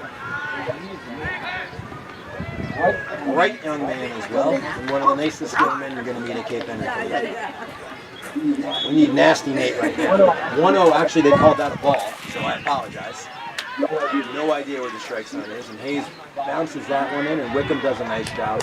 We're going to go 2-0 on the leadoff hitter. He's 0 for 2 on the day. Hit a lazy fly ball to 1-1. That's what I thought. So thank you, Bryce. I did think that first one came wrong. The scoreboard was wrong. We were right. 1 ball, 1 strike. Hayes throws over again. Get some of our college boys up here. Say hi and talk about their college experience. Oh, we're a PG-13 rated family up here. We keep some of those young men away from us. I could pick and choose who we could have up here. Absolutely. Jack Conor is a safe choice. And the rest of those young men can stay right where they are. That's true. You and I were freshmen in college. We could relay those experiences. Yes. Worked hard in the library. Ball's hit high. Very high. Infield fly or no? No, because there's no force. Nice. All right, big out by Nathan Hayes. No, that would not be an infield fly there. Has to be a consecutive force. Okay, so second. So first and second it might have been. Yeah, first and second or loaded. But second and third it would not have been. Okay. Those are some of the nuanced rules I struggle with. We saw a hysterical infield fly this year with Josh Holland kind of deacon the young man from Benedictine to run on it, and he got him out. And then we had a very fun conversation with the funniest center fielder we met all year. Well, that is actually what the rule is intended to prevent. That is a little duck fart hit out to you. And well done, Nate Hayes. Nate comes in and does what Nate Hayes does best. Seriously, it's what Nate Hayes has done. Other than the NSA start, Nate has been lights out this season. Paul is getting a kick out of your word here, duck fart. But a duck fart is a weak fly ball in baseball. I'm not really sure. The lacrosse guy might not recognize that word.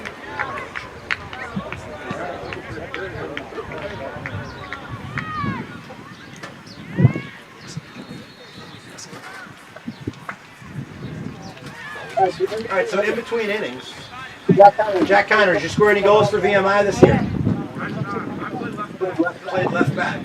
I didn't ask you what position you played. I asked if you scored any goals. Come on up here. Come here a sec. Come on. We'll say hello. We're going to talk to one of our alum, multi-sport athlete, TCIS and 3-time state champion soccer player, Jack Conor. Jack is a first year. They call them first years. Are you fancy boys like UVA, or were you a freshman?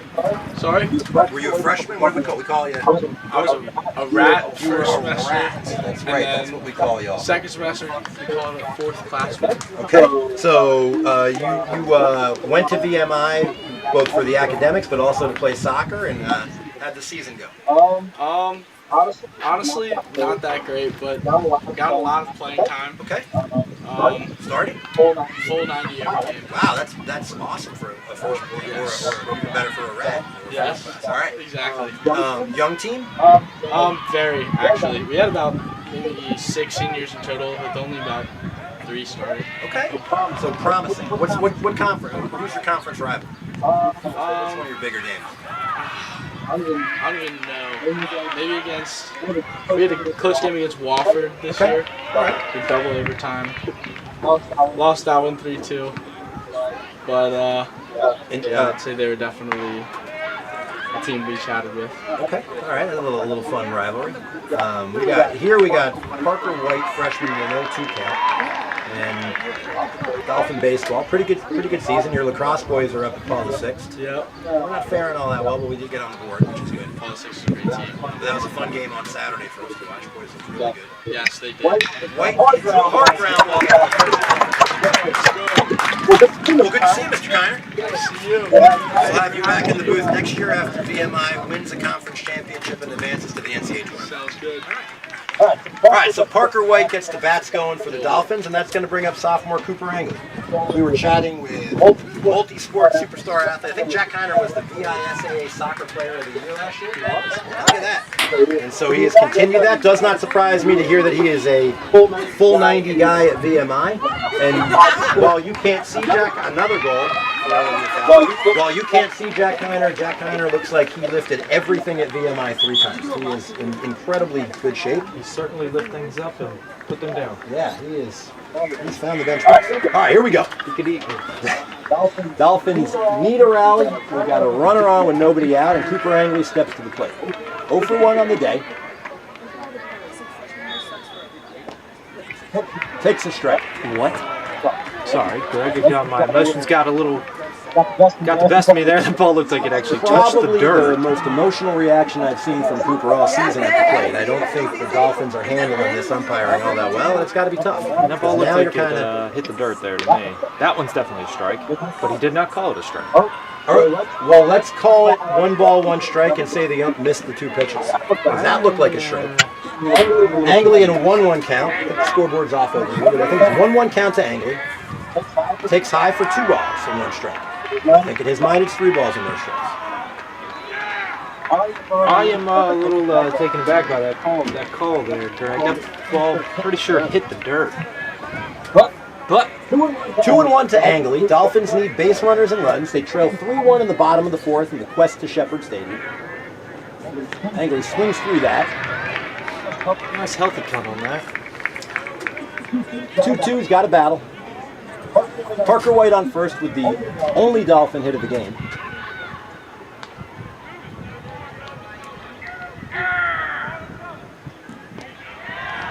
Angley, quality at bat, works the count full. 3-2. Let's win the battle here. Runner at first is Parker White. We'll have to see trailing by 2 if the Dolphins put the runner in motion here. Nobody out. That pitcher has had some strikeout stuff, so. Runner goes. Angley takes away and he walks. Good job. All right, so first Parker White single, Cooper Angley walk, and that sets the stage for Jack Wickham, junior catcher, third baseman, middle infielder, generally good guy, great 3-point shooter. Jack Wickham comes to the plate. He's got a decent handle with the rock too, Greg. Yeah, man, he's a heck of an athlete. Heck of an athlete. Got to get Jack continuing to play basketball. He's too good an athlete for just one sport here at Cape, and hopefully he continues in our boys' basketball program. But right now, they're going to ask him to bunt. And he does so. He bunts right back. Nobody covers. So, interesting, Tyler. Third baseman immediately looked over to, pitcher looked over to third. Didn't think he could get Parker. He probably had Angley by 30 feet. Nobody covering second. Normal? So generally when you have a guy on second base, you would like for your third baseman to stay home unless it's bunted hard right at them. So where are our second baseman and shortstop? Well, so here at Cape Henry, we do it a little differently. We would have charged our second baseman, left our first baseman home. Short would have covered second base, and third would have stayed there with the pitcher covering third base line. That's a lot there. That is, well, I'm not going to give you our ball. No, let's not do that yet until we win. We know that everybody, they're all watching and stealing our signs here. So. We do have quite a few people watching today. Freshman Andrew Hart comes up in a big moment. Single likely scores, single scores 1 and potentially 2, and they're playing extremely shallow against Andrew Hart. And as someone who's seen this kid hit, that kid's too shallow in center field. Yeah, they got, it looks like he's probably an easy 20 steps off this fence, which is... Apologize, that's not Andrew Hart, that's Yoon. That is Yoon. Well, Yoon can also hit it over his head. Come on, Yoon, here we go. 2-0 count to Yoon, and he's due. Takes up for 3-0. You know, a lot of times in high school we see just somebody hitting the 9-hole or the 8-hole, and people just It's interesting, certainly in the program you tend to see more some of your great hitters. Yes. The best are not sitting at that 9 spot. I've seen some high school lineups where there's some amazing 8-9. It's a little different in high school. I know. Yoon's going to walk. Speaking from my personal philosophy of baseball, I want to find the best possible hitter in 1 hole because Get some of those potential extra at-bats. they're going to see the most at-bats throughout the season. I always wonder, as a big San Francisco Giant fan living out there, I was able to attend a ton of games, and we always were, the year we were not a great team, but Bonds was hitting everything under the sun out. A lot of push to have him lead off to get those extra bats. Now, he didn't need them. No, he didn't, but, from another perspective, too, I was actually just reading something about Barry Bonds the other day. In one of the seasons, he had a 6.47. Yeah, I'll tell you, my wife and I went to a bunch of games, and She's she's a huge sports fan, great sports mind, but when we didn't see him in a home run, we thought that was on. So think about that. Well, he was, I think he was running a a streak of like 1 every 5 at bats was a home run. It felt like That was one of the couldn't most, throw the ball past. That was one of the most amazing baseball Unfortunately, seasons. he has no blame. Yeah, they won their 3 championships without him on the roster. Yeah, you know, whatever anyone really does think of Barry Bonds, he is still possibly one of the greatest hitters that ever A played few the game. 40-40 guys out there. Probably could have been a 50-50 guy if he had the opportunity. So that's a called strike, and the Dolphins are not happy about that. So both Angley and Hart took pitches that both have pretty good sports dispositions. Both seem pretty upset about them. I think Angley just let the shortstop know that that was not a strike. All right, Hart comes up, big moment. Bases loaded, 1 out. Dolphins trail by 2. You see, Summers with an absolute rip off the 2 post. for Summers, and the soccer team is a freight train, and it's just barreling through people. Yeah, they are. They're spectacular on offense. they're hitting their form in the right time of the season. He's away, but again, Nowhere to go there. catcher-friendly backstop here at the Cape. I think Angley forgot for a second. He was halfway to third until he looked at the Parker, who was saying, "What are you doing? Go away." Well, there's really only 2 directions we're moving, and you can see that pad there if you're watching this game. Anything off to the left or right of there is it's potential to score, but not if it hits that red pad. 2-1 count on Hart, who is. I smell a double. Could be the concession stand, but That ball's going to be called strike. that's up. So big moment here. 3-1. Tell you, from your 9-hitter, an RBI walks on Smokey, and we'll put the top of the lineup back up. Harper Cox can do some damage, but Andrew Hart's a heck of a hitter, and so let's see what he can do. Dolphin dugout coming to life. Dolphin lineup coming to life. Dolphin crowd coming to life. He went there. That's all right. Thinks we're going to get called strike anyway. You got another to play with. So now we'll go full with the bases loaded and 1 out. Bottom of 4, Dolphins trail by 2, 3-1. Big moment. Hart's ready. Call strike 3. From here, that looked like a strike to me. I'm not sure.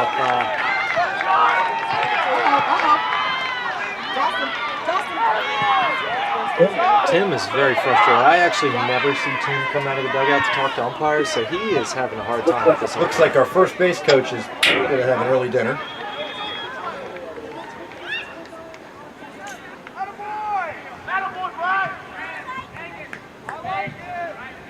And it looks like Dodolo's going to have to come out and do some base calling.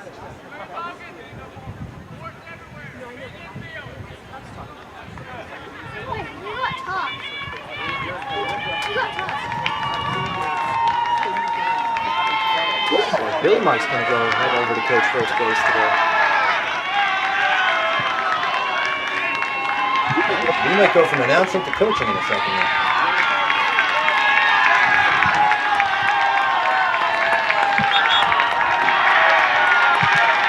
So hopefully this energizes the Dolphin dugout a little bit too here.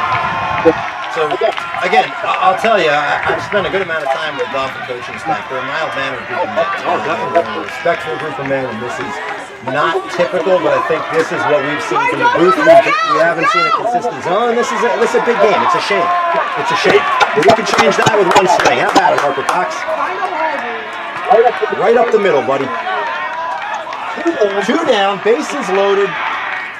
Cox swings through the fastball. Strike 1. White on third, he singled. Angley on second, he walked. Yoon on first, he walked. Big strikeout for the pitcher in the last at-bat after Wickham advanced him over. Dolphins need a hit here. Down 3-1, bottom of 4. Cox fouls that one back, and he's in an 0-2 hole. And it looks like up 8-0. It looks like Trinity Christian got a hoop over there. So that's nice for them. A nice moment in the state tournament.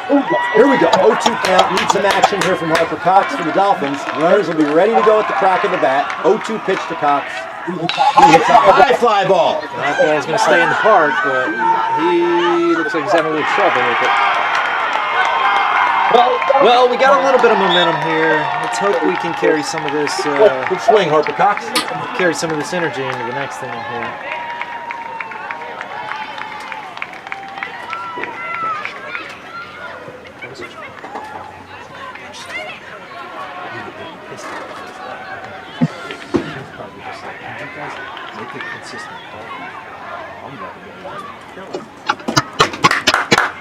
Let's go. That's a high strike, but not. That's a high ball, not a strike. That's not a strike. Not with that. That's not a strike at all. Plenty of time. Plenty of time. Let's go. You're good. You're good. Bryce, you guys got to get in your mindset. You're not going to win if you're too stressed out like this. We're good. We're good. Hey, they need to see you relaxed and ready to ball out. Bryce, you're good, man. We're gonna get some hits this inning. T, what's that girl score?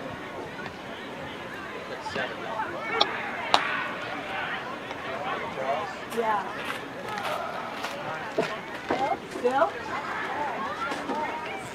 All right, so you've probably heard Tyler and I talk more about umpiring today than we ever do. It's not typically something that we discuss, but it hasn't been consistent. And so, consistent's one thing, and I think kids can adapt to it. Inconsistent's another, and we've been all over the place. So. I think that's tied. Dolphins with Yeah. very little time on the clock. How much on the clock? Dolphins is tied 10-10. A minute 30. Wow, so the Dolphins just tied the game at 10 apiece with Dolphins in second. Oh. Less than 2 seconds. with a second left. Holy smokerolis. All right, Hayes is 1-1. There's too much going on. My wandering mind here. Let's get back to the sport at hand where we trail 3-1. Top of the fifth. Is that what we're in about the way?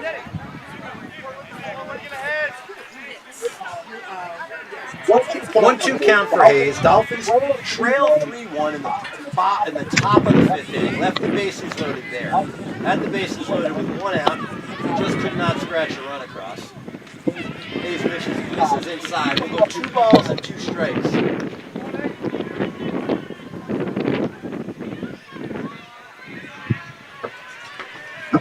Jack Wickham doing a heck of a job behind the plate right now.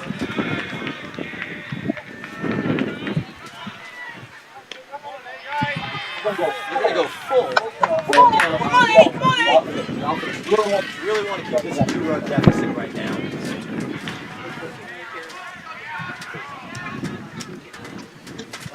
And he lost it. He's going to walk. No, he struck him out. It's really uncanny, Tyler. I have absolutely no idea what the ball is striking. I don't want to be rude. Well, what I was saying was, forget good or bad. It's just not consistent. And when you're a high school umpire, I think the thing these kids need In a state tournament. yeah, is consistency. And that's a shame. So Hayes is the benefit of that one, which looked down and in, but apparently caught some of the inside portion of the plate. We'll take it. Dolphins still just 1 hit on the day. Harper White single. That ball's hard, and Hart is going to play that off of bounds. It's a single. That kid's that's the young man who had a homer. So he's 2 for 2 with a home run and a walk. So the girls across game, they are headed to overtime. Don't know about women's lacrosse. It is sudden death, much like men's lacrosse. So I'll see if I can give you a little bit of that. The Dolphins scored with 1 second left to send it to overtime. So women's lacrosse is runs in momentum, so they're going to do that face-off and stuff.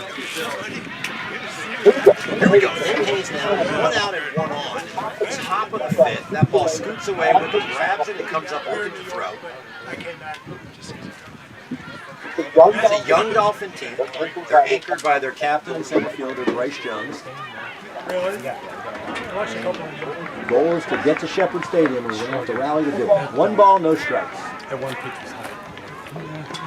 I would argue that's the same exact pitch that they called the strike. Not this time. 2 balls and no strikes. It's all you, Tia. Want to hop on the mic? Hayes throws over.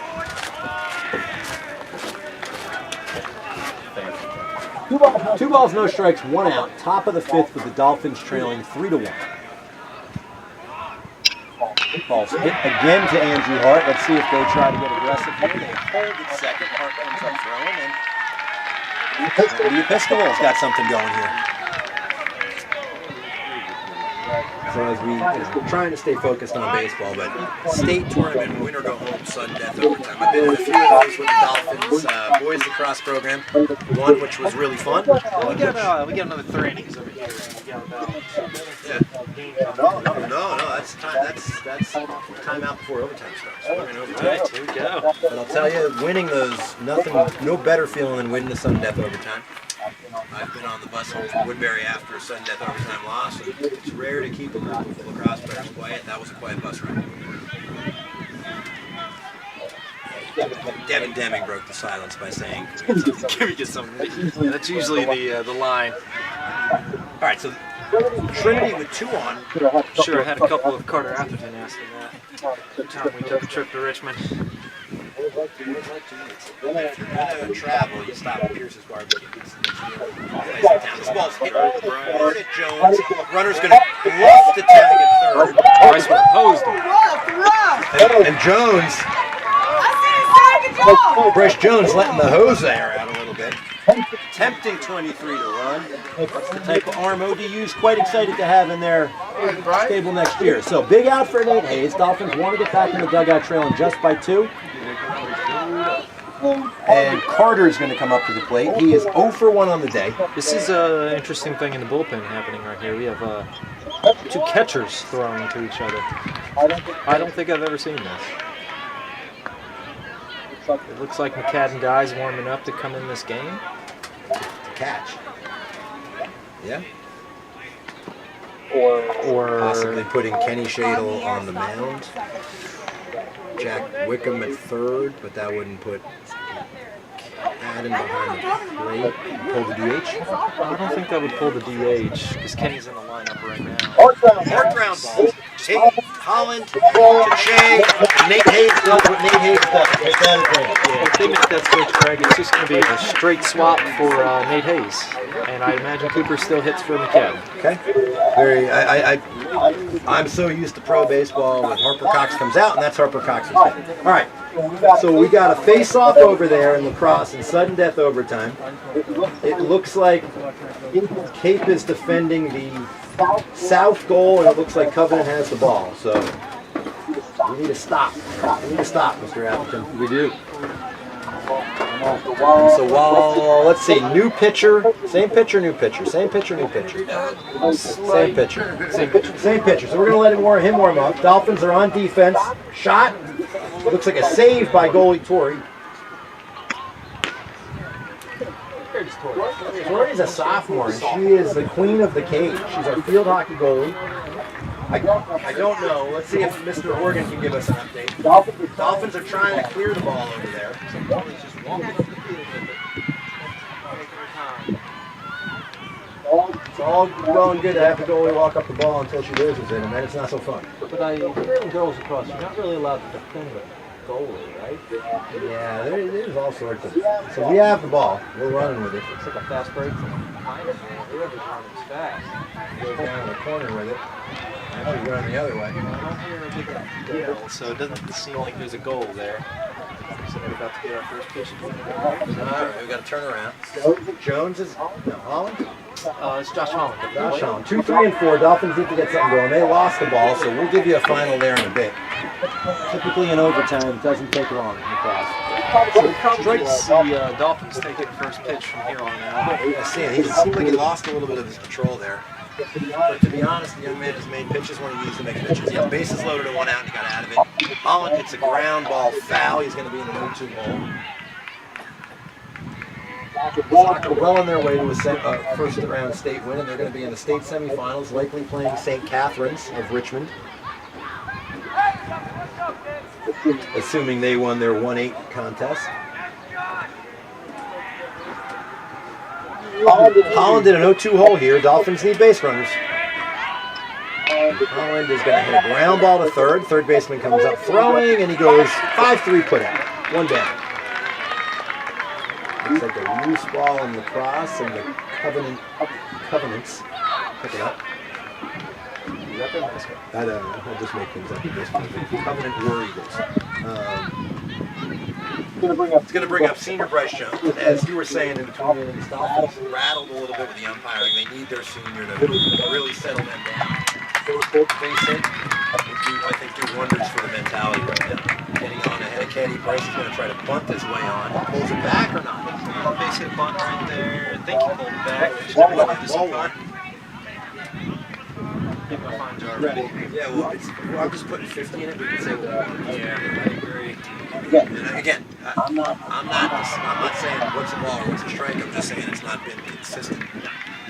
Certainly not, which makes it very, very hard for a hitter and very frustrating. I would say they say this is one of the hardest things to do in sports. Is to hit a ball that someone's trying to throw past you. It gets even harder if you don't know what will be called a ball or a strike. Yes, exactly. When you're used to a certain spot pretty much your whole life, and then you hop into a game, and all of a sudden, below your knees. 2-1 count on Jones. Dolphins trail bottom of 5, 3-1. Looks like you got the ball again. The girls across. Something going to here. Sometimes we overthink lacrosse. Throw it at the goal and see what happens. Good things happen, right, Andrew? Well, he knew. He's quite the goal scorer for our boys lacrosse team last year, or 2 years ago. He missed down here, Greg. All right, 3-1. Love to get Bryce on in front of the big Kenny Shadle. Dolphins just won. Yeah, someone got tossed. They did. 11-10, Dolphins win in overtime. So, Tyler, I'm going to tell you, I thought that was the best pitch of the at-bat. But who cares? Who cares? I mean, I'll take a walk, but at the same time, Every once in a while, you start to think that the guys on the field could do it just as fine, like ref our own game. yeah, at this point, Awesome comeback. So we got an 11-10 overtime win in field on Tinder Field, an 8-1 soccer win. It's baseball time now. Let's go. What I was saying earlier, Greg, to that point is, if umpires don't want the automated strike zone, they have to do their part. Do a better job. And remaining consistent. If I was as good as a computer in math, I would be doing the math. Hey, contact, here we go. All right, big Kenny Shadle comes up. Low one count. Kenny's doing. Kenny's walked and struck out. Big moment here. Bryce Jones at first. Shadle at the plate. Shadle takes a called strike two. Looked a little farther out than the ball for Bryce Jones there. It is a guessing game at the plate today, folks. Let's hope Chad Foltz isn't watching this umpire right here.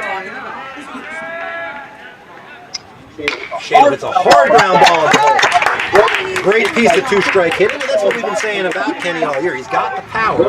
There's a great change of pace right there. His job was to put the ball in play. He does it, and now one of the hottest hitters for the Dolphins, Harper Cox, comes up. White up, Angley on deck. We'll see if we can give you the game-winning goal scorer for girls lacrosse, the overtime winner, and maybe they'll even come over and watch some soccer, and we can talk to that young lady. If I were to guess, my guess would say Jenny We'll Keller. go Madeline Kia. Let's see what we got. Here we go. Big moment for Parker White. He takes I wait till it's officially put on the board. He takes a ball down. Had to do that. From 400 feet, I called that a ball, but I'm going to wait. Learned our lesson a couple times this year. Probably a couple times this game, right? 1-0 count. 2 on, 1 out. Bottom of 5. Dolphins trail 3-1. Here's the pitch. That's called a ball. That is Called a ball. 2-0. So White way ahead. Angling on deck. There. We're being very careful not to preemptively call pitches.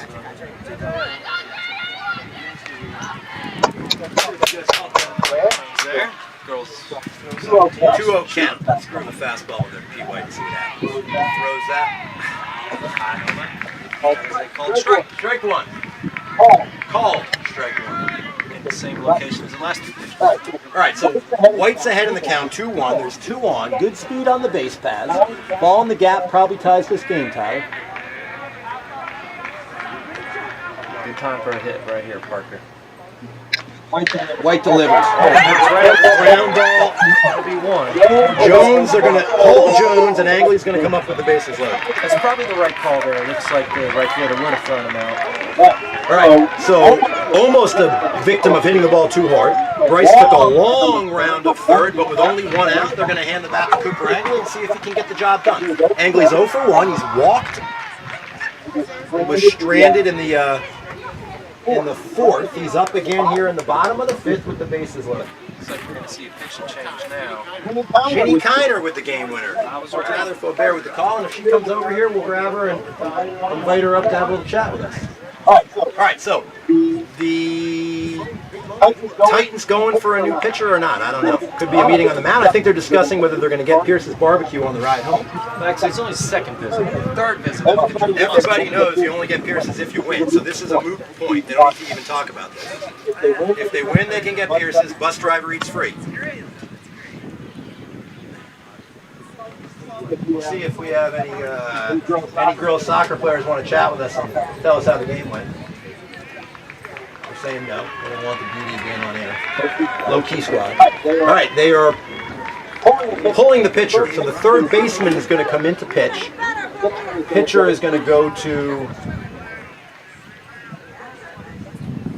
Right-hander comes in. Go figure. Or right-hander. I don't think they have a lefty on their squad. We are changing the Trinity Episcopal mascot to the right-handers. I am actually not sure they do have any lefties. So the only sport in town right now is boys baseball, and some of our soccer fans are drifting over to watch a little bit. See?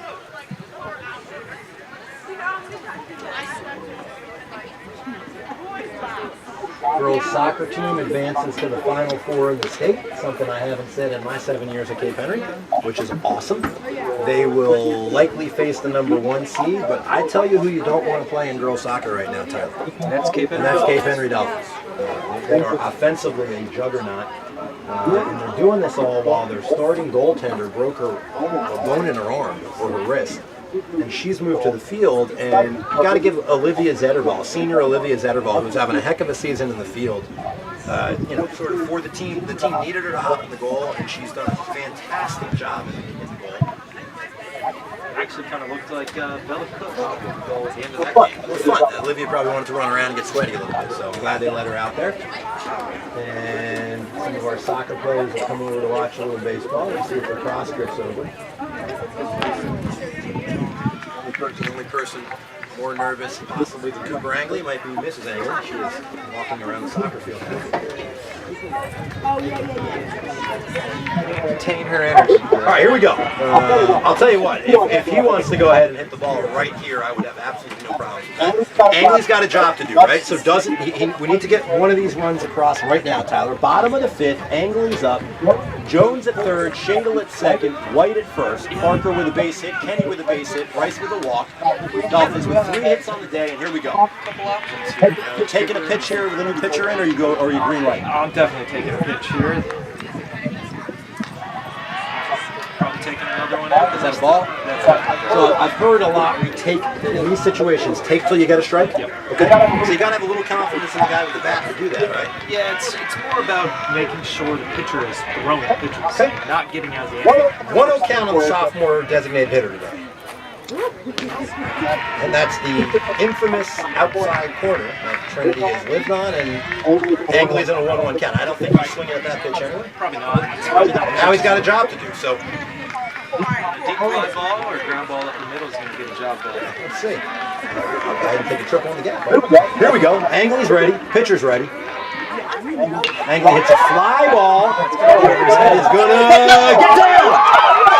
The 1 run is in. Angley stands at second. 2 runs are in.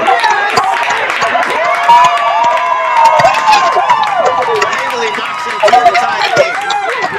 And we had said if you got a double, you had to do the Max Lambert. So we'll see if the Lambert's coming out. Turn around and get the camera some more. Mrs. Angley has returned from her course of coronary. She's going to watch the rest of the game. Angley ties it with a double. And we saw that right fielder earlier in the game. You called it as soon as he took a step in. You said that was going to get down. So now, with 1 out, the Dolphins have the go-ahead run in the form of Parker White. So double by Angley, scores 2.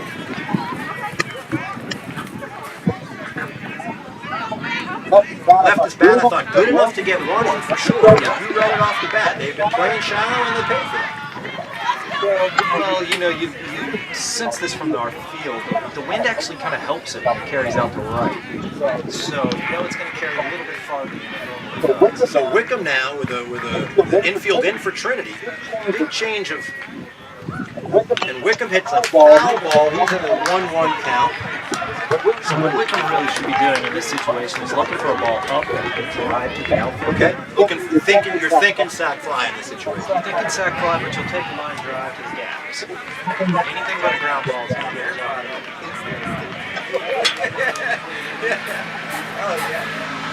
All right, so Wickham's up, 1-2 count, 1 down. The Dolphins with the go-ahead run 90 feet away. And Wick's going to strike out there. Tough pitch. Is that a strikeout? I think the count's wrong.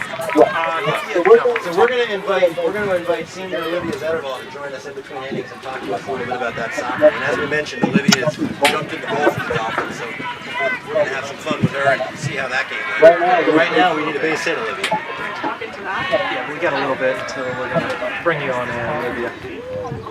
Wickham hits the ground ball, stays alive. So the Dolphins led off with a Bryce Jones walk. Kenny Shadle singled.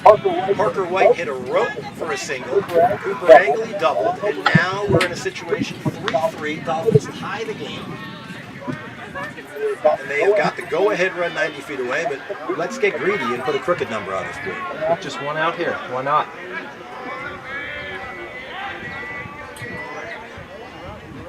Wickham fouls it back. Great at bat for Jack Wickham, staying alive.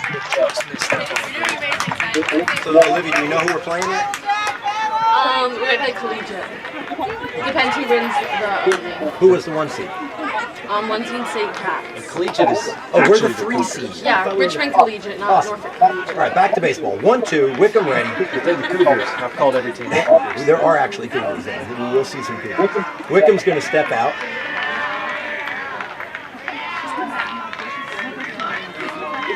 Dolphin dug out all of a sudden with all the energy, and the Titans got a little quiet. So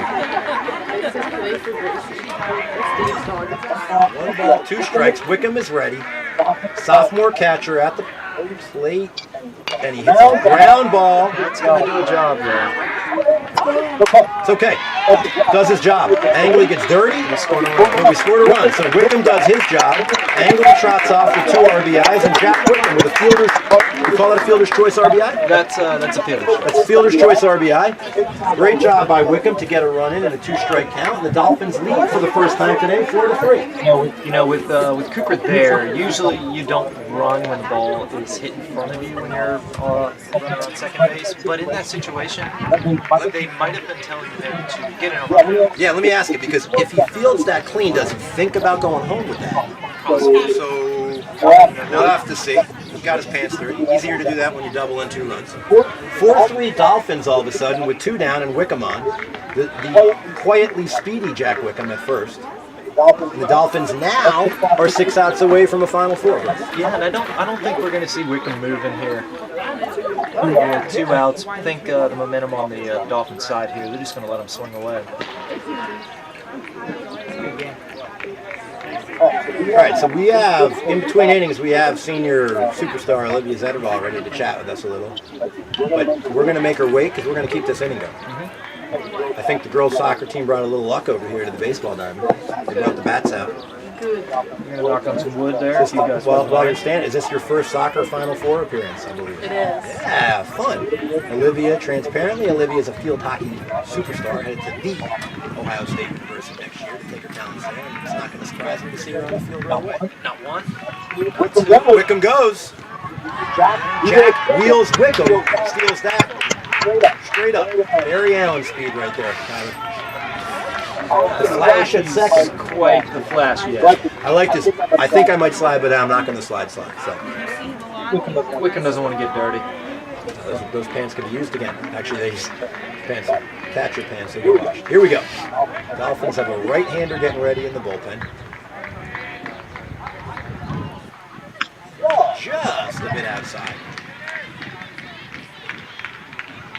Forgot to even say Yoon's up. Got so excited with taking the lead that poor Yoon didn't get his proper due. So Yoon, with a 3-1 count, he walked, struck out once on a pitch he disagreed with. He walked. The Dolphins would love to get that 9-hitter up, Tyler. They can turn the lineup over for the 6th. That's right.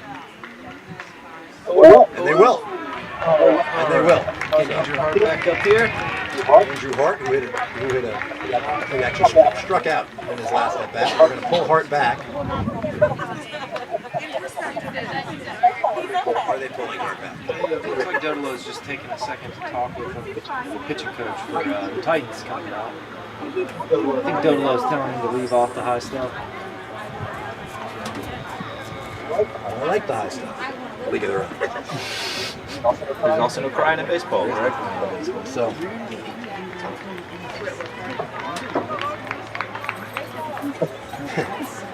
So some text messages rolling in here.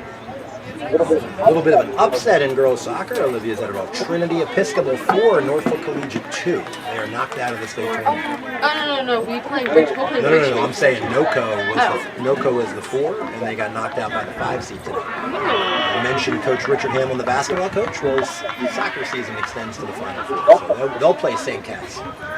Watching our soccer coach shoot some baskets on our playground over here. Here we go. So Dolphins with a chance, another runner in scoring position. 3 in on the inning. Hart takes away. I'm sure he's wondering if that was the same pitch he took away to start the last inning, but maybe it all was about our new first base coach's mojo out there. Yeah, this is first time in about 4 years Billy Mike has been over there. 1-0 count. We're not going to let him stop if this is what he does. Inside ball 2. Generally, if you see Billy Mike over there, it's most likely because one of the other coaches was sent to the dugout. Sent to the sin bin. Who do we got over there? Looks like Shadle's warming up. So we'll see some defensive switches next inning from the Dolphins as they're going to try to get 6 from Kenny Shadle. Here we go. Right now, Andrew Hart can do a job. He takes a strike. It's 2-1. Wickham with sneaky speed. That's second. Barry Allen. 2 outs. Barry Allen S. Yoon with great speed at first. So again, shallow outfield for Hart. Ball in the gap makes this a 6-3 game. That's Kid Flash's name. We call him Kid Flash over there. Kid Flash. Great show, by the way. 3-1 count, and Harper Cox looms on deck. So the Dolphins really taking advantage of some defensive miscues, but this inning really got the bats going. I could read Christian Moore's text out loud, but that probably is the last thing I'll read out loud. That ball's hit high. That ball's hit high. That ball's hit deep. Andrew Hart with a 3-1 bomb. And the Dolphins have taken control. Freshman Andrew Hart hit it high, hit it deep. He hit it out of here, and the Dolphin dugout explodes down, and all of a sudden, from 3-1 to 6-3. Scoring 5 runs in the bottom of the 5th here. Thought in the immortal Major League words, thought it was too high. But I can tell you what, that's his first varsity home run. Put him in. Keep that ball for him. Put him in the power club. He joins Shadle, Cox, Wickham, and Angley and Jones in the home run squad, and raise a big right bicep. Everybody's doing the Lambo now. All 37,000 standing room only. 7-3 Dolphins. My math is not good. That is 6 runs in the bottom of the 5th. So the starter for Trinity really tied Cape up. They pulled him before the Angley at bat, and it's rained runs since. That's baseball for you. A lot of energy now, but there's still 6 big outs, Tyler. So yes, it's a long you and I have seen the Dolphins battle back time and time again this year. 4-run lead seems like a lot, but a couple swings and a homer, and this is a totally different game. So. Cox in a 1-1 count for Cox. Base is empty. Andrew Hart with a big fly. 2-run double by Angley. 3-run homer by Andrew Hart. And the Dolphins now lead 6-3. A little check swing spin move right there from Harper Cox for the second strike. I'll tell you what, Hart's had a season. He's a UVA commit. I think pitchers gear up on him. I'm telling you, this young man's going to have a phenomenal junior and senior year at Cape May. Yeah, once we see Harper really settle in, really own his, I guess not really his role, because he's a main starter on this team. But a heck of a 5-tool last year. Absolutely. when he gets on, I think he's going to get a green light as junior and senior year. He's got a 1-2 count now with 2 outs. Takes a called third strike. Give it up for the Dolphins. 6 runs on a bunch of hits.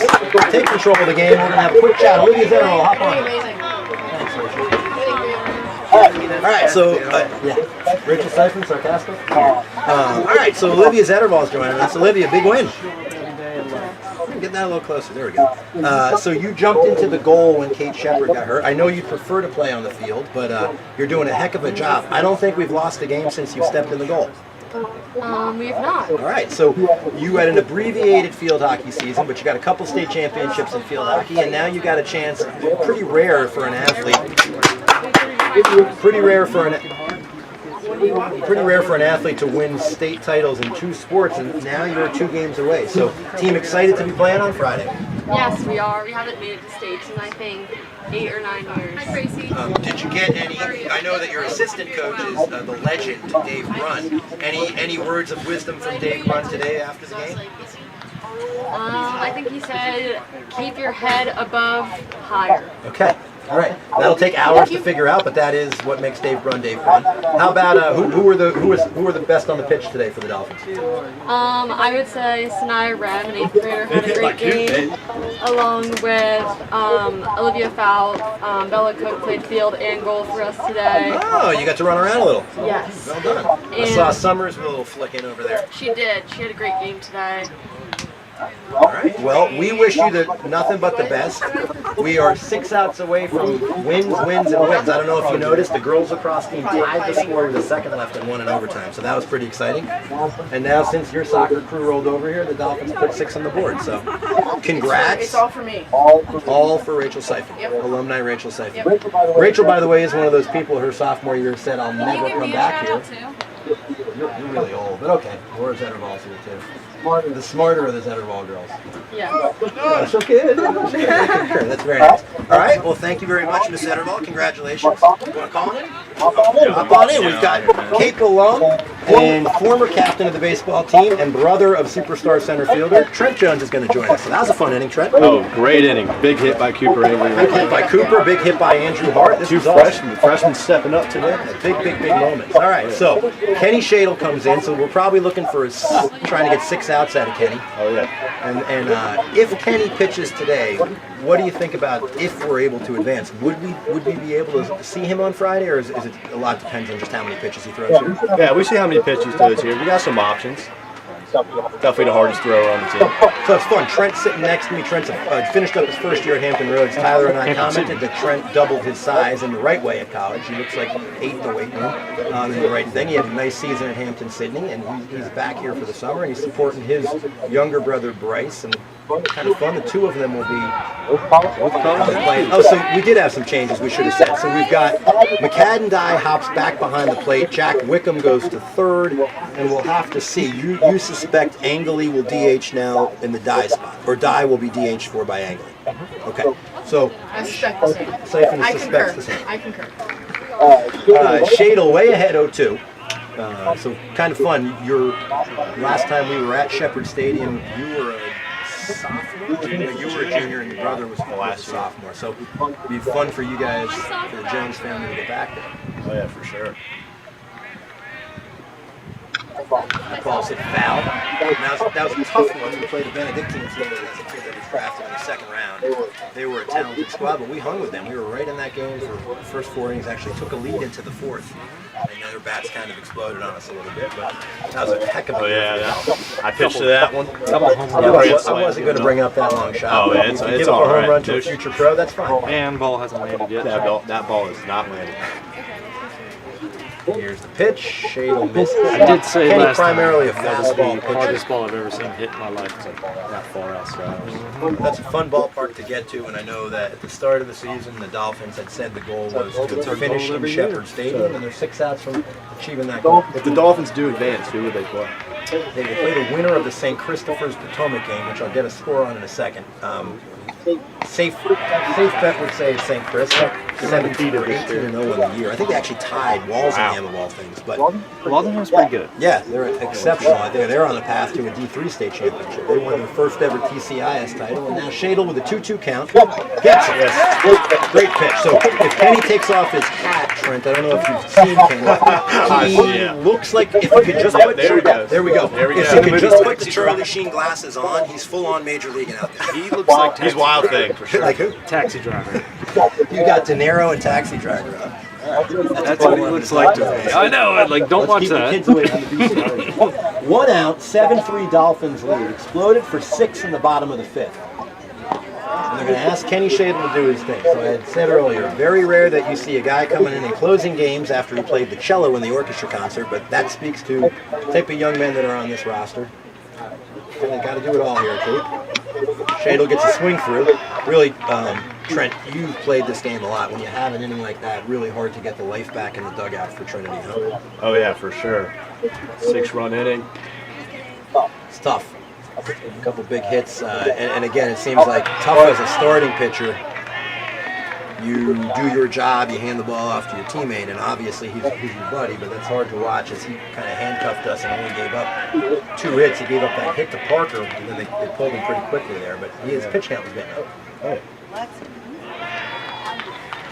So 2 balls, 2 strikes, 1 out. 7-3 Dolphins. Double by Angley, homer by freshman Andrew Hart, who I was worried that got hit in the face with the ball in the second inning. I didn't know if we were going to Wearing my old number, I will absolutely love it. Absolutely love it. First of all, it's my number, Trent. Pass from Faubert to Jones, and now Jones. We'll go 2-2 again. I wonder, had it stayed 3-1, wonder if we would have gone this same pitching thing. It looked like they were going this path. No, Tyler's saying no. Probably would have left Nate in for another inning. My guess is we would have written that out. Shad comes set. Curveball. Okay. Oof. By Kenny's body language, I think he is saying, I thought that was... I mean, the umpire did call that a strike on us. I was assuming we would get the same call. We've been commenting. We can't really call it from here. Just a little bit inconsistent today, and that makes it... Got to make it tough. Yeah, talk to us a little bit about that, Trent. What's it like having an inconsistent strike zone? Shadle misses on 2 close pitches. So I guess, yeah, that's what Tyler and I were talking about earlier. It's one thing if you know, okay, he's given the outside, so you know that as a batter. It seems like our guys are struggling a little bit to know what pitches they can take. Oh yeah, for sure. Pretty helpless feeling when you're up there like that? Yeah, I say the umpire from my viewing is very inconsistent. Okay. So that's tough because it's hard enough just to hit the ball, let alone when you don't know if it's It's been a pain. Get him. Got him. Short end a little bit. I think Wick got that there. You just pulled out that arm. Chasing 4. Our focus will be at the runner at the plate. Dolphins need 5 outs. This is the Trinity team that has hit solid balls. They have 3 runs, but they have hit the ball pretty well, pretty hard. At this point, they say it's a game of outs. I think you played. I remember. I think your junior year, or your junior year. I think you guys went up and played a doubleheader right at the start of your season. You played Trinity, Episcopal, and St. Chris in one day. I think you came back with 2 wins, and that kind of. I don't think it was technically. It wasn't. I played Trinity my sophomore year. You did? Okay. Remember they had a really short fence. Okay. That's right. They do have a short It was a Richmond Collegiate, then Trinity. Okay. We did play them. I remember. I just remember my young man coming home. That was a fun season. Aiden, how's Aiden doing?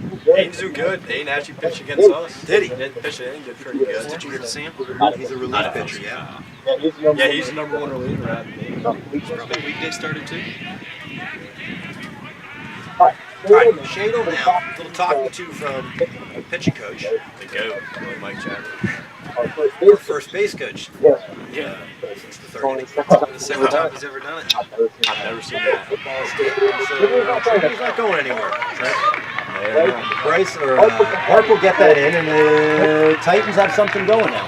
2 on, 1 out, and they're going to bring up their starting pitcher. And I'm running out of battery juice. So they're going to bring up their starting pitcher, who's now playing third base. That's great. Yeah, you know, Greg, this is one of those times really you get a guy throwing as hard as Kenny does, and sometimes it just stick the bat out there and let the pitcher do the work for you. All right, how about a ground ball, Tyler? Let's get out of this. 2 on, 1 out. Shadle on the mound. Dolphins lead 7-3. That ball's hit hard, and it's going to fall in, and It can be 1 run. That's all right. Titans are going to cut it to 7-4, but they're going to bring the tying run up to the plate. So now, as I was saying, Greg, it's just a game of outs here. It's first one to get to 5 outs, really. Again, big moment. Dolphins hoping for that shutdown inning. We want to really get back down there and seize the momentum, and the momentum now is the good thing is we still have the momentum on our side with such a big inning, but you don't want it to start to shift back at all. So nobody warming up in the Trinity bullpen. So presumably they're going to put that young man back out there. Nothing happening in the Dolphin bullpen either. Looks like this is what we got. That's a great pitch. Shadle drops in a strike. Off speed? Yeah, it was definitely a little curveball, maybe slider. Seems like if Kenny could develop a little bit of a consistent curve, he might be real difficult to deal with. What do you think? High 80s? Kenny's definitely mid to high 80s. You know, if he develops maybe 1 or 2 more pitches, we definitely start seeing him start a whole lot more games. Okay. You know, it's a little more. Looks like crab. I guess you have a little more freedom to only throw fastballs when you're coming out of the bullpen. Sorry there. Comic styling along Rachel Siphon, who's nicknamed number 19. It's pretty traditional baseball move. Yeah, but look at him. It looks like crab. He's off. Ball's up the middle. They're going to send the runner. Jones is going to throw home. They're going to hold the runner. So we got ourselves a situation here, Tyler. The bases are loaded. They're barreling Kenny up pretty good. And that's going to bring up. I don't remember if he's up. Looks like the cleanup hitter. That's the pitcher. So you know he's loving this opportunity. He gave up 5 off the hits. Not all of them were charged to him, but he gave up the double to Angley and the homer to Hart. Now he has a chance with the swing to do some damage. Dolphins up 7-4, 1 out, bases loaded for Trinity. Scrappy ball club got right back in the dugout and right back into the game. Shadle pitches, strike 1. I'd like to see Kenny bring this down a little bit. He does throw hard, but Trinity's a good hitting team. Where's that perfect? Well, I guess it depends on each hitter, right? I always think that letter high fastball is tough to hit, but at the same time, usually the conventional wisdom in baseball is there's like an L and a 7. So ground ball could be 2. Hollins to Che to White, and the Dolphins get out of it.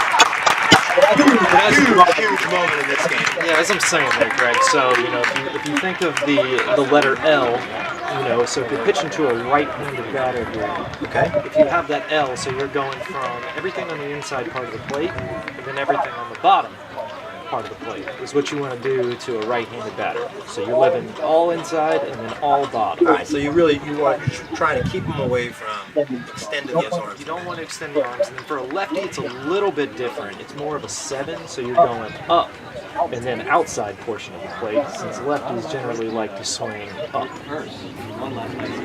All right, so that was huge. That was again, that ball was hit hard. Yeah. And Josh Holland did a great job to Yoon Che. Yoon's ball came out a little high, but Parker White did a nice job, and the Dolphins lead 7-4 at the bottom of the 6th. Let's see if they can't get some insurance for us. I'm sure we'll see a lot more of those double plays next year from that pair of guys. That whole infield's back. So again, we talked about this is a fun year for the Dolphins, and couldn't compliment senior Bryce Jones, kind of a shepherd leading the young. But he's got a bunch of little puppies in the dugout with him, and he's done a great job of leading them. And I think one of my favorite things is it's rare I see Bryce get out of his car alone. He's constantly coming here to hit with the Whites, meeting Wickham at the cages, taking guys to lift. And so if you want to see what a sports captain is supposed to look like in high school, look no further. The young man is I couldn't tell you tremendous. how much that would have meant to me as a young player on the team, having a senior just going out of their way to do everything with you. I think the Dolphin program's been blessed. A few years ago, I know the 8th grade boys, Wickham and Angley, couldn't say enough positive things about Trent Jones and Aiden Poole and Alton Scully, and then Dane Hoggard last year with along with Trent. It's great to see Trent at the yard. He lost his whole season last year, but fun for him vicariously to live through Bryce. And those two are very close. They really do live through each other a lot of times. Those two are huge fans of each other. Dolphins are going to come up 2, 3, 4 hitters in the lineup, and they love, can't have too much insurance, in my opinion. I'm a San Francisco Giant fan, and while we're off to a phenomenal start, I have been biting my nails. Our bullpen finds a way to make every game interesting, and so I don't need interesting right now. No, we want to end this. Everybody get a hit. Let's mercy rule right here. 14-4, 7-run spot. Bill's going to leave that one down. Funny sport. One of the harder hit balls by Trinity turns into that double play. The athletic director, Jeannie Short, 3 outs away from a day here at the Cape.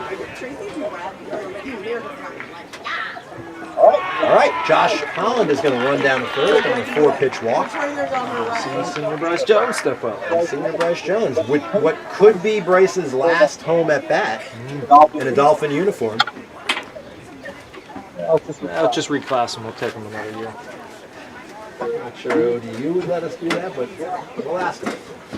Couldn't hurt, right? Such a great I didn't see anybody warming up, but that just means I wasn't paying attention. Looks like we're going to have a pitching change. Yeah, it's definitely going to come out of the field here. Looks like First baseman's getting his pitching glove. And Third pitcher of the day here. Sunshine a little bit, Greg. Chilly in our tower here. beats our Saturday afternoon Tundra Bowl games. Alright, so at the Cape today we had Jimmy Kiner in overtime. Clemson scored the goal to send it to overtime. Dolphins were down 10-9 with 1.8 seconds left when they scored the tying goal. And then 2.5 minutes.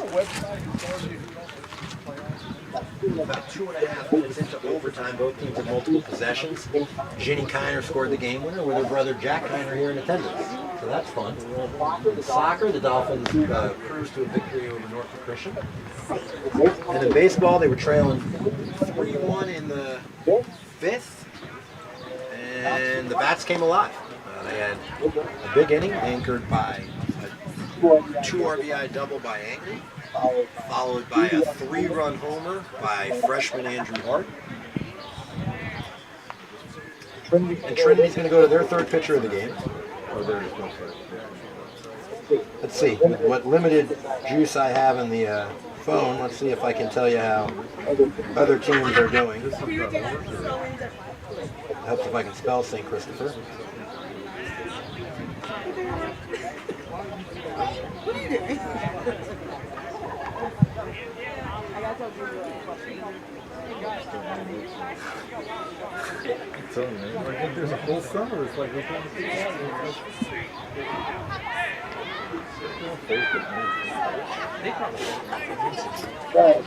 Trying to get you some updates. All right, so we're going to get back in action.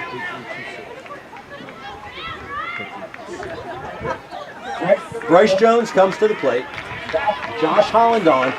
Bottom of the 6th, Dolphins lead by 3, looking for insurance, and Jones looks to punt. Dolphins might be playing for 1 insurance run right here. I'm trying to get us some other VISAA updates. Yeah, Greg, at this moment in the game, it's definitely time for small ball. Add some extra insurance runs here. Keep the pressure on the Titan defense. Looks like Took the ball away there. Looks like they have an old Trinity Episcopal score, but looks like the Miller School jumped all over Collegiate as we expected. So they look like they're on their way to advancing, and looks like St. Chris jumped all over Potomac. So as we would expect. Yeah. So Jones hits what could be a double play ball. The ball goes 4. That's too fast. They call that an out? I thought he called him an out, but that is not. So it's a 4-6-3 double play.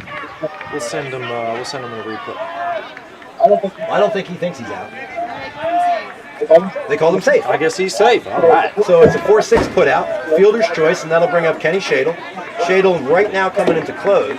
Let's not, in all this excitement and talk about the big hits, let's not talk about, I'd say the unsung hero of today's game is Nathan Hayes.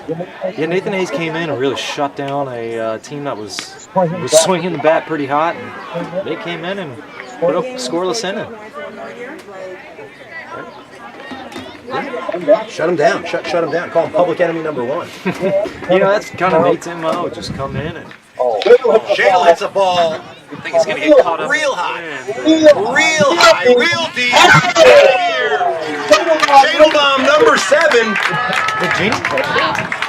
And everybody's doing the Lambo. Colbert's got it in his hand there. He's going to throw it back. Kenny hit that ball 2/3. That ball actually was picked up by a NASA orbiter. That ball was hit as high as it was far. Shadle hit that a country mile in the air. And again, I think the wind here at the Cape. And that didn't help. The wind was not helping there. The thing looked like it was just going to hang there, but it snuck out. And this isn't Walsingham. We don't have a 225 fence. No, that ball was 325 up in the air and 325 out.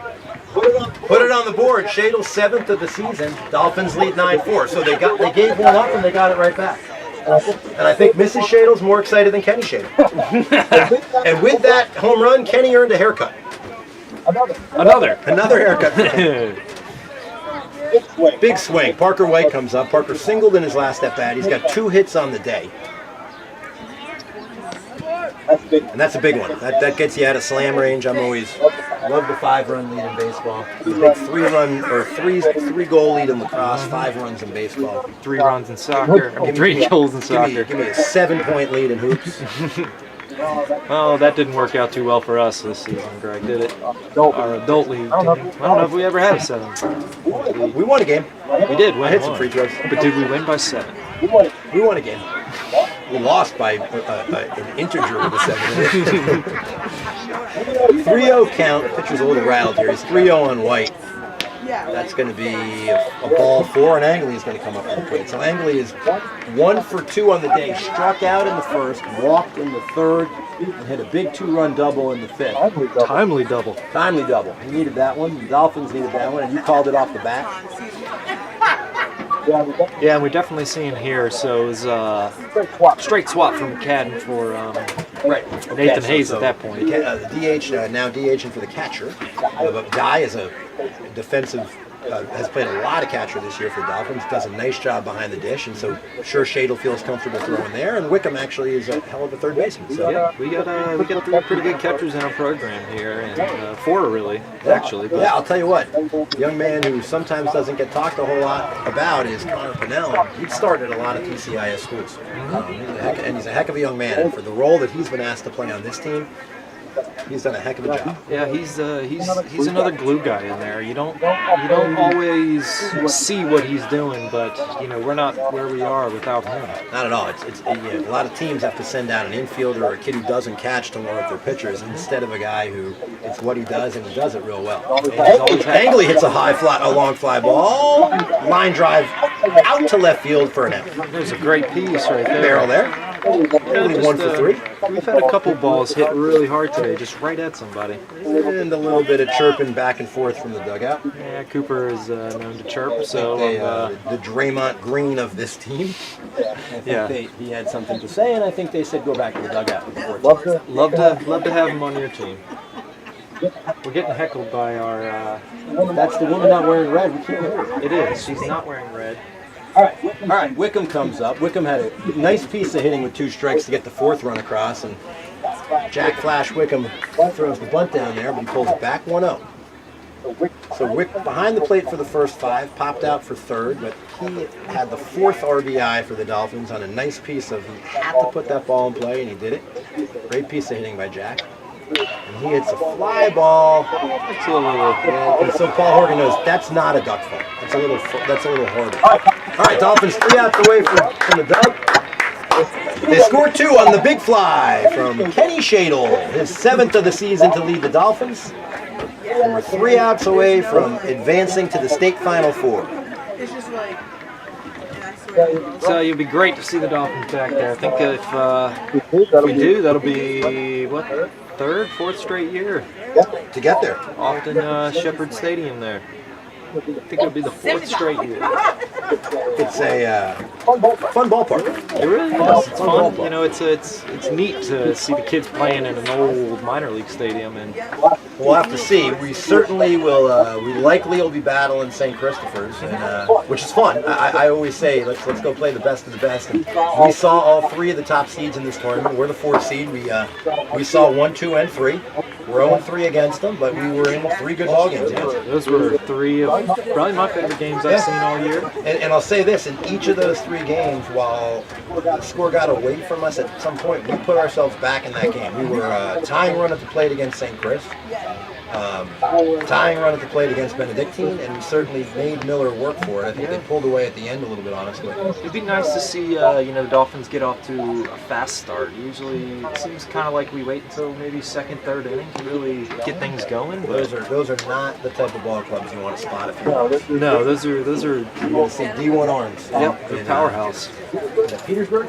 It's in Petersburg, yep. You know what? But what's really cool about that is we get a lot of freshmen up there against some serious competition, and it only bodes well for the Dolphins. It really does. It really does. This is I'm sure as a coaching staff, this is a year that they have high aspirations, but when they're looking ahead, got to be pretty exciting to think what they can do. Yeah, it's one of those things for a coach and staff where you got to kind of temper your expectations from time to time and realize that they're only freshmen now. All right, here we go. Dolphins 3 outs away from the state tournament win. A coveted state tournament win. Certainly not easy to get those.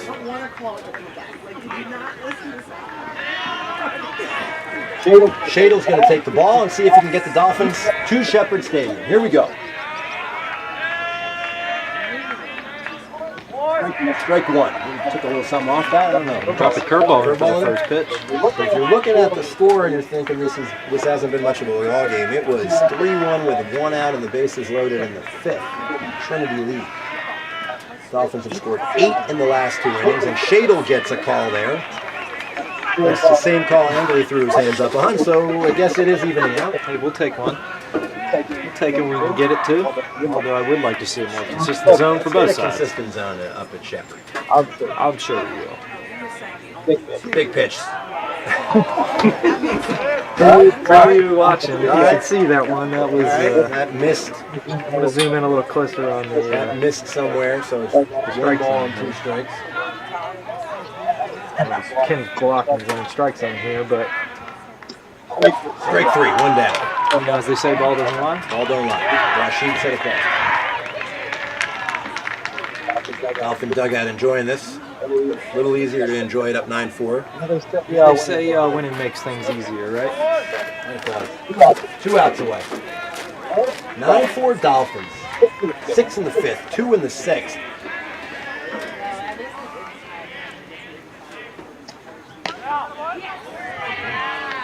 Philbrook started. Yep. Threw about 50-something pitches. Garrison White came in. Nate Hayes, the glue man, came in and really did a hell of a job getting us to this point. And now Kenny Shadle's trying to get 6 outs, and he's 4 into it. That's a hard ground ball into the hole. He's going to squeeze through. Nothing really hurt there. Even just looking over the scoreboard right now, just thinking back to Philbrook, he really didn't have that bad of an outing. He was recipient of. He was the guy who kind of took one for the team and trying to figure this zone out. He was rarely off the plate. Yeah, I mean, he didn't get a couple calls, and to be honest, I think he felt like he was a pitch away from walking into the first inning. Yep. 0-0. But hopefully we'll have him ready to go Friday for me. Oh, that's also another good point. 50 pitches on a Tuesday afternoon. That sets him up for a Friday start. Strike 1 call. I'll speculate. You know what? I'm going to wait. We'll get 2 outs and we'll have a little speculation. Well, I also did. I just am recalling now that they have implemented some pitching. Yeah, I know they have pitch count things rules in place there. Which I think takes Kenny out of the equation if we were to play tomorrow, but nothing for Friday. I think it's 25 pitches and you are 1 day rest, up to 42s, 2 days or 3 days or something. 0-2 pitch. Shadle with a runner on, and I'm not all that concerned with him. Let's focus on the plate. Low. Yep, 2 outs to let that run score there. Nothing hurt if that run does score. No, I know Kenny well, though. He doesn't want anyone to score. No, he doesn't. As he should. So we're going to go Billy Mike Chadwick as the motivational player. Really turn things around. Foul. Ball's on the plate. Into the parking lot. Let's see if our deputy makes a play. He doesn't. No attempt. No attempt. We'll have to give him a hard time today. Yeah, we talked to Keenan about that one. Keeps us safe, but he can't catch a ball. And trust me, if he was close to me, I wouldn't say that. You know what? I'd rather him keep us safe than try to catch balls, but good man over there. Way ahead. 1-2, 1 down, 1 on.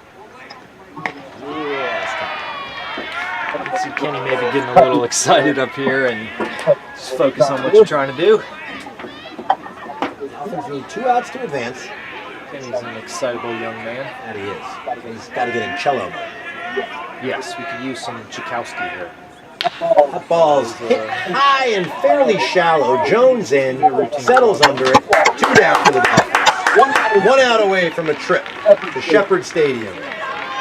Every team starts the year out wanting to get there, and the Dolphins are an out away from getting there. Well, here we are, just 1 out away from our, I guess our last broadcast of the Dolphin athletic season too.